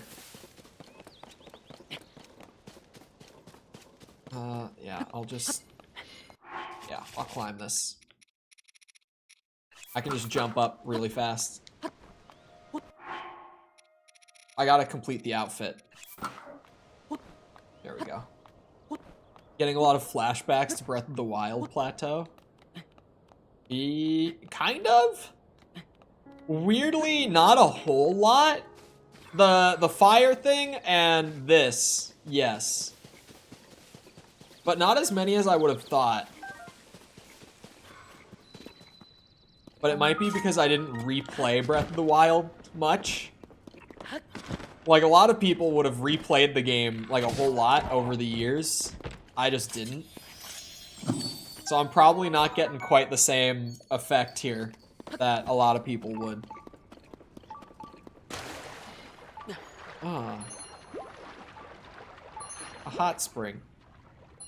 Is it a bubble frog and a hot spring where the old healing bed was?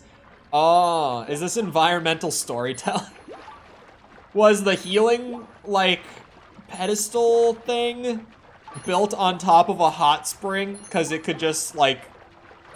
It was like a little water bed. So was I literally laid in, like, a hot spring water bed? Where did that go? Why would all that be gone? Oh, there's Yiga stuff down here. Like, all of the Guardians and stuff being gone makes sense. But, like, the ancient healing bed? Not so much.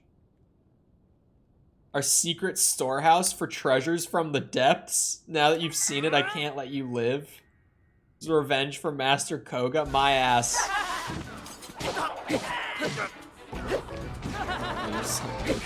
Nope.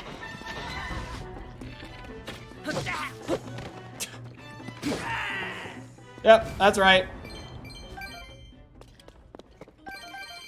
That's right. Oh. They just brought one of these up here? I figured he was, like, active because he had the lights on. Hello. Those interlopers carried me here with them from the depths. How did I almost read that so out of order? I have no way of returning to where I was stationed there. I will therefore continue my work here. Oh, schema stones. So... Thank you. A beam cycle. Oh, that's the one that they've been using. Or at least something a lot like it. The Yiga, I mean. I don't think it's the one they've been using, actually. But similar to the, what's it? Like, the weird electric-tipped bikes that they use down in the depths. It looks a lot like that.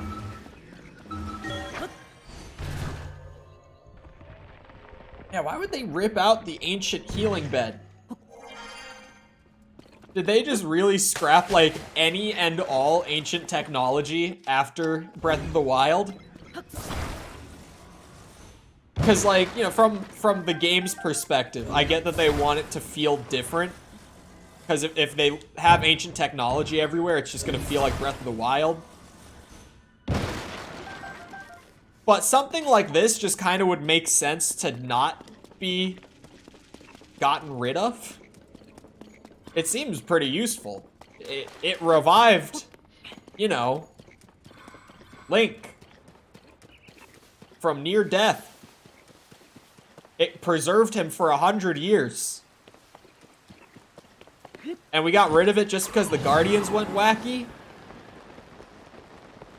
doesn't make sense. Don't make sense.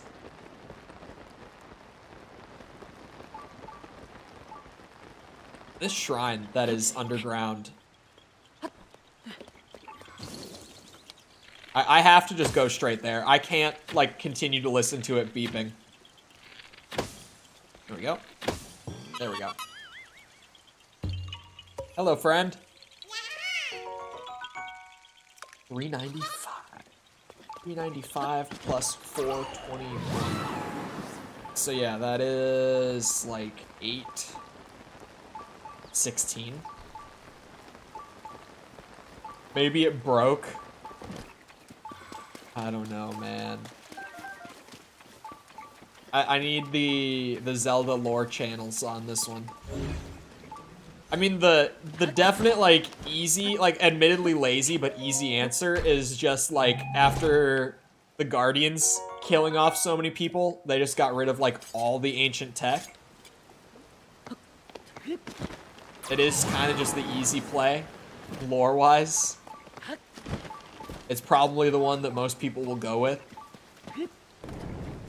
It's not in the chasm, right? I think, like, in that little divot, because the chasm will go, like, into the depths.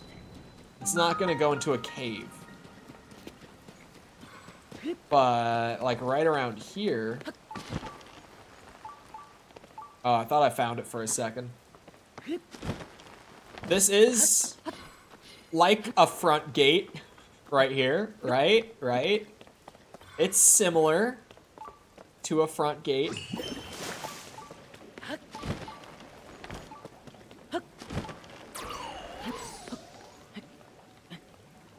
Uh-oh.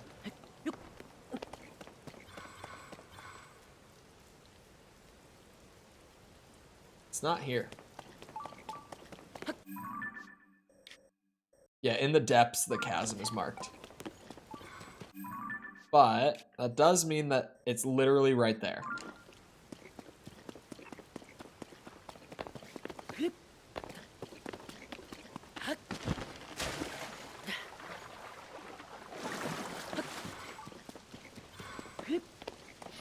Would not be through the chasm.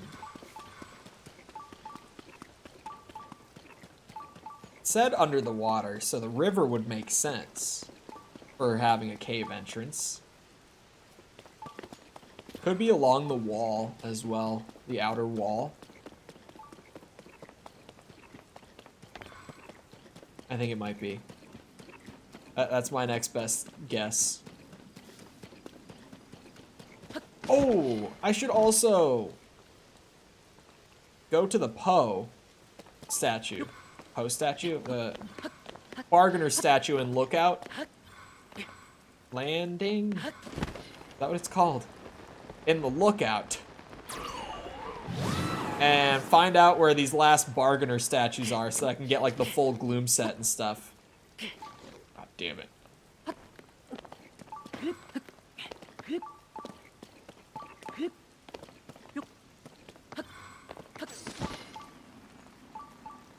Yeah, it doesn't look like they put it down there. That would have been a really crazy play to put a cave like in the very top of the chasm.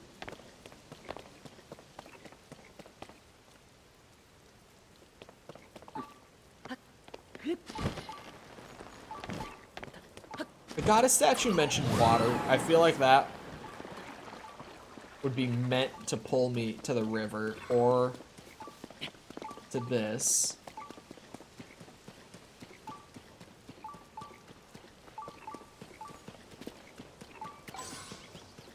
It wouldn't be the mud.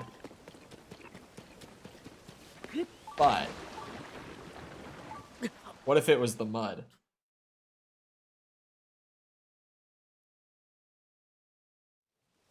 No, I'm not playing a FromSoft game. That would be, if this was FromSoft's open world design, that would have probably worked. It would just spit you out in the cave underneath. Let's see.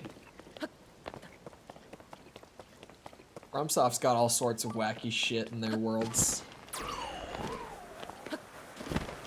Like how there's a secret in Elden Ring where if one of those like Iron Maiden enemies grabs you and kills you with that, it'll teleport you to like the other end of the open world to an area that you would not have naturally gotten to at that point in the game. That was one of the wilder things that they did. Or the Dark Souls 2, the coffin that gender swaps your character when you enter it. That shit's hilarious. I loved that.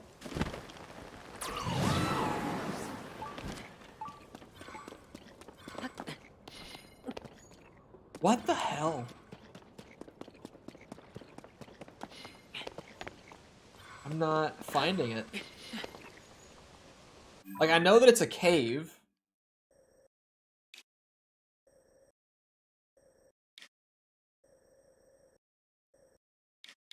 Let me do the post statues. Gender swap part. It's so funny. You just like you get in a coffin, you think it's gonna take you to a new area, as coffins tend to in FromSoft stuff. But no, it's just you get out of the coffin and your character got gender bent, and it's so funny. Because then like if you don't go back in, I don't even know if you could go back in. Like on my stream run of the game right now, I never went back in a second time. So I started Dark Souls 2 with a male character. But for the majority of the run, I have not had a male character. Oh, that's right, we changed the buttons because it's quirky.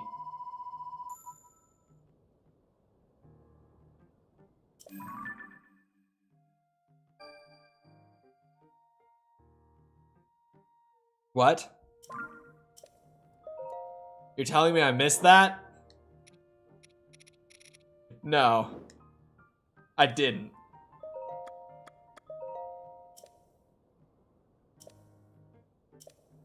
Okay, that is actually the last one, too. You've got to be shitting me. It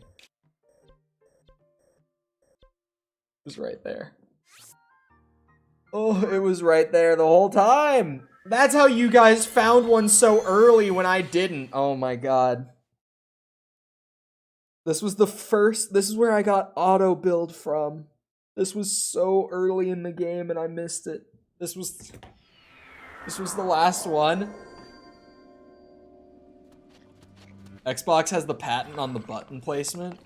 It doesn't even, like, they have the patent on the button placement, but Nintendo could still make the bottom button be the select button and the right hand button be the back button. They just don't. Like, you don't have to name it the same. You could just, like, PlayStation has different button labels, but, like, they still use the universal inputs. Where, like, circle and B, Xbox B, are both the right-hand button, but they both do the same thing, like, in menus and stuff. It's, the Steam controller, also, like, different buttons. I don't even know what the Steam controller buttons are, but they all use the universal inputs. Nintendo just flipped them. Because they're bastards. And they like to see me suffer. Where's the bargainer statue? Is it, like, inside of the mine?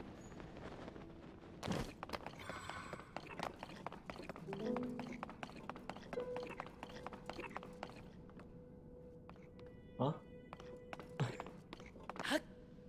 15 is also... Yeah, that would be a fourth battery.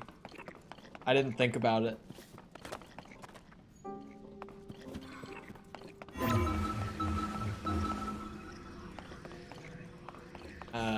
Actually, I should probably just run around without ascending. To be fair, this will help me find it more easily. Yeah, I guess I didn't, like, explore the inside of the mine itself. This might be how I missed it for so long. I love that this was the one I missed. Oh, I just ran back to the same spot. Shit. Where is he? The last of the brethren. This is a chest. I looped. He's marked as being right here. But he's not here.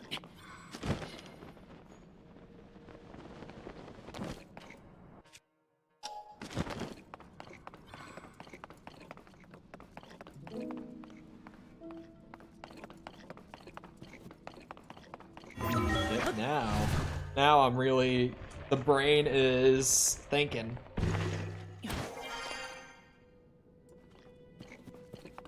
Where could they have put it?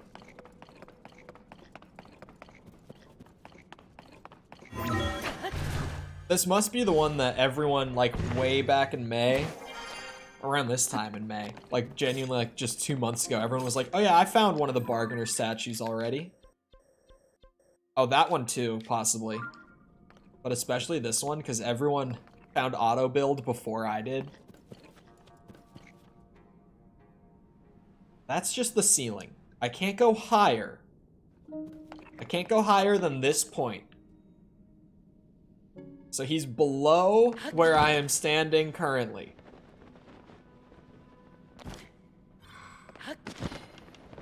Yeah, if I go with the markers...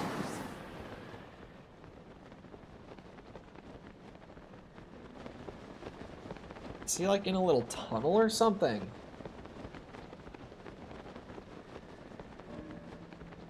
Oh, there's like a lower part. God damn it. Toolin, I don't know if you can blow pose away, but don't.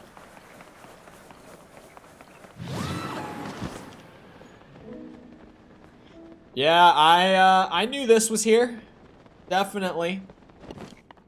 I can actually like see the full version of him. I've only ever seen their heads.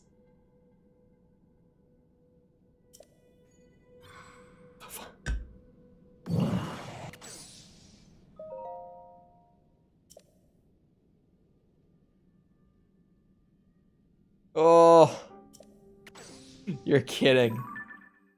How? How? Oh, wait.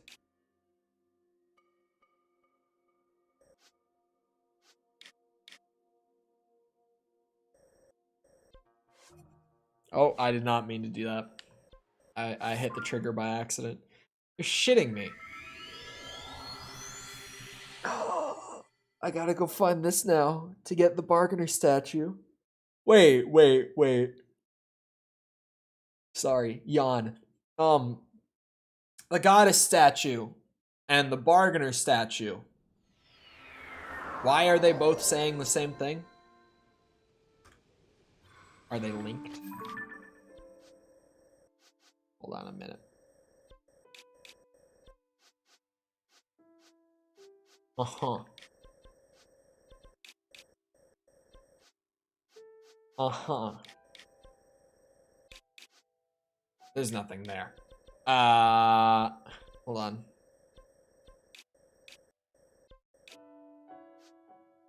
Uh-huh. Uh-huh. Interesting. Interesting. More stuff that I don't know. More stuff that I'm now very interested in knowing. What's with that?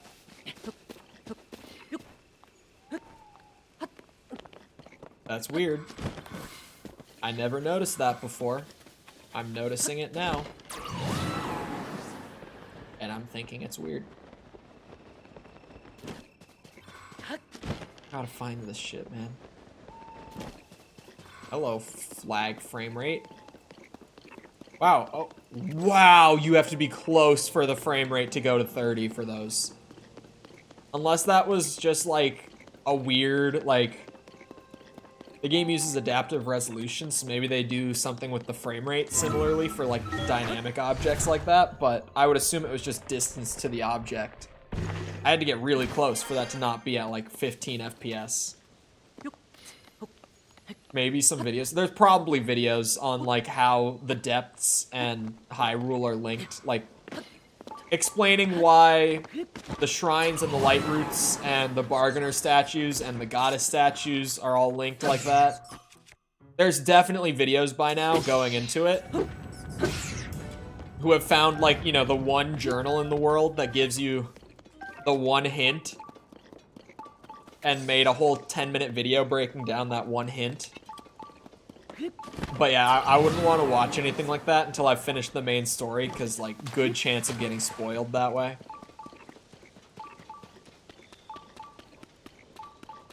But honestly, considering just how I'm coming along with, like, the collect-a-thon, maybe it won't take as much longer as I think to 100% this game. Oh, but I have the caves and the wells. Yeah, I still have those. So I was gonna, like, do shrines, light roots, and Koroks all, like, at about the time that I get to the 4th, like, spirit dungeon thing. Hudson Signs 2, that's right. But then there's those other 3. Granted, there's a lot less of those 3, but I was gonna get back to those.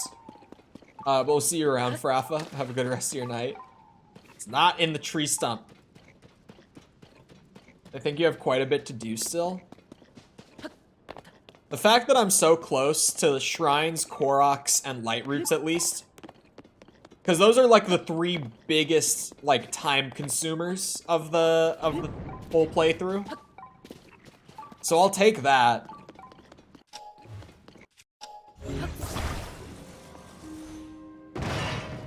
Like the fact that I'm less than 200 Koroks left, like 30 shrines left, and like 20 light roots left. That's a pretty good spot to be in. I don't think it'll take me 211 hours total. Like if you go on how long to beat, that's like the average 100% length that's on there. I don't think it'll take me that long, considering the spot that I'm in right now. Where right now we're at like 128, pretty much on the dot. I don't think it'll take another 80 hours. What's the Korok? 816 on the Korok count right now. The stone gate. Under the water. I'm not getting it. I'm not getting it. Completed their first 100% in around 30-some couple hours. That's ridiculous. How do you even do that? Do I want a hint? I mean, I will forget the hint. So I'm gonna say no just because I will lose it. Because it's about that time. So anyway, I hope you guys enjoyed. If you did enjoy and you haven't done so already, feel free to go ahead and leave a sub. Come back another time. We're doing this. We're doing Dark Souls 2 for the first time. New Diablo season on Thursday. So we'll be on the Diablo grind over the weekend. New Street Fighter character on Monday, if that's the 24th. Yeah, that is, new Street Fighter character on Monday. So we'll be playing Street Fighter on Monday. Feel free to come back for any of that. Also, if you enjoyed the stream, feel free to go ahead and leave a like. It helps out a lot with algorithm and stuff. Even when the stream ends and turns into a video, it still goes out to like recommended and stuff. So it still helps out. I appreciate it. Thank you if you've done so already. Thank you if you're about to do so. If you're looking for links to anything outside of YouTube, like Twitter, Discord server, TikTok, anything like that, they're all at the bottom of the description. Or if you're here live, Jess just threw them all in chat up there if you're looking for them. She also threw in the most recent video. That is Armored Core. And I have a new video that will be up tomorrow morning. So, at 9 a.m. Central Time, if you're that worried about it. But new video tomorrow is really the point. Anyway, once again, I hope you guys enjoyed. I'll see you always back here next time. I hope you'll have a good rest of your day. Thank you for coming to the stream, and goodbye.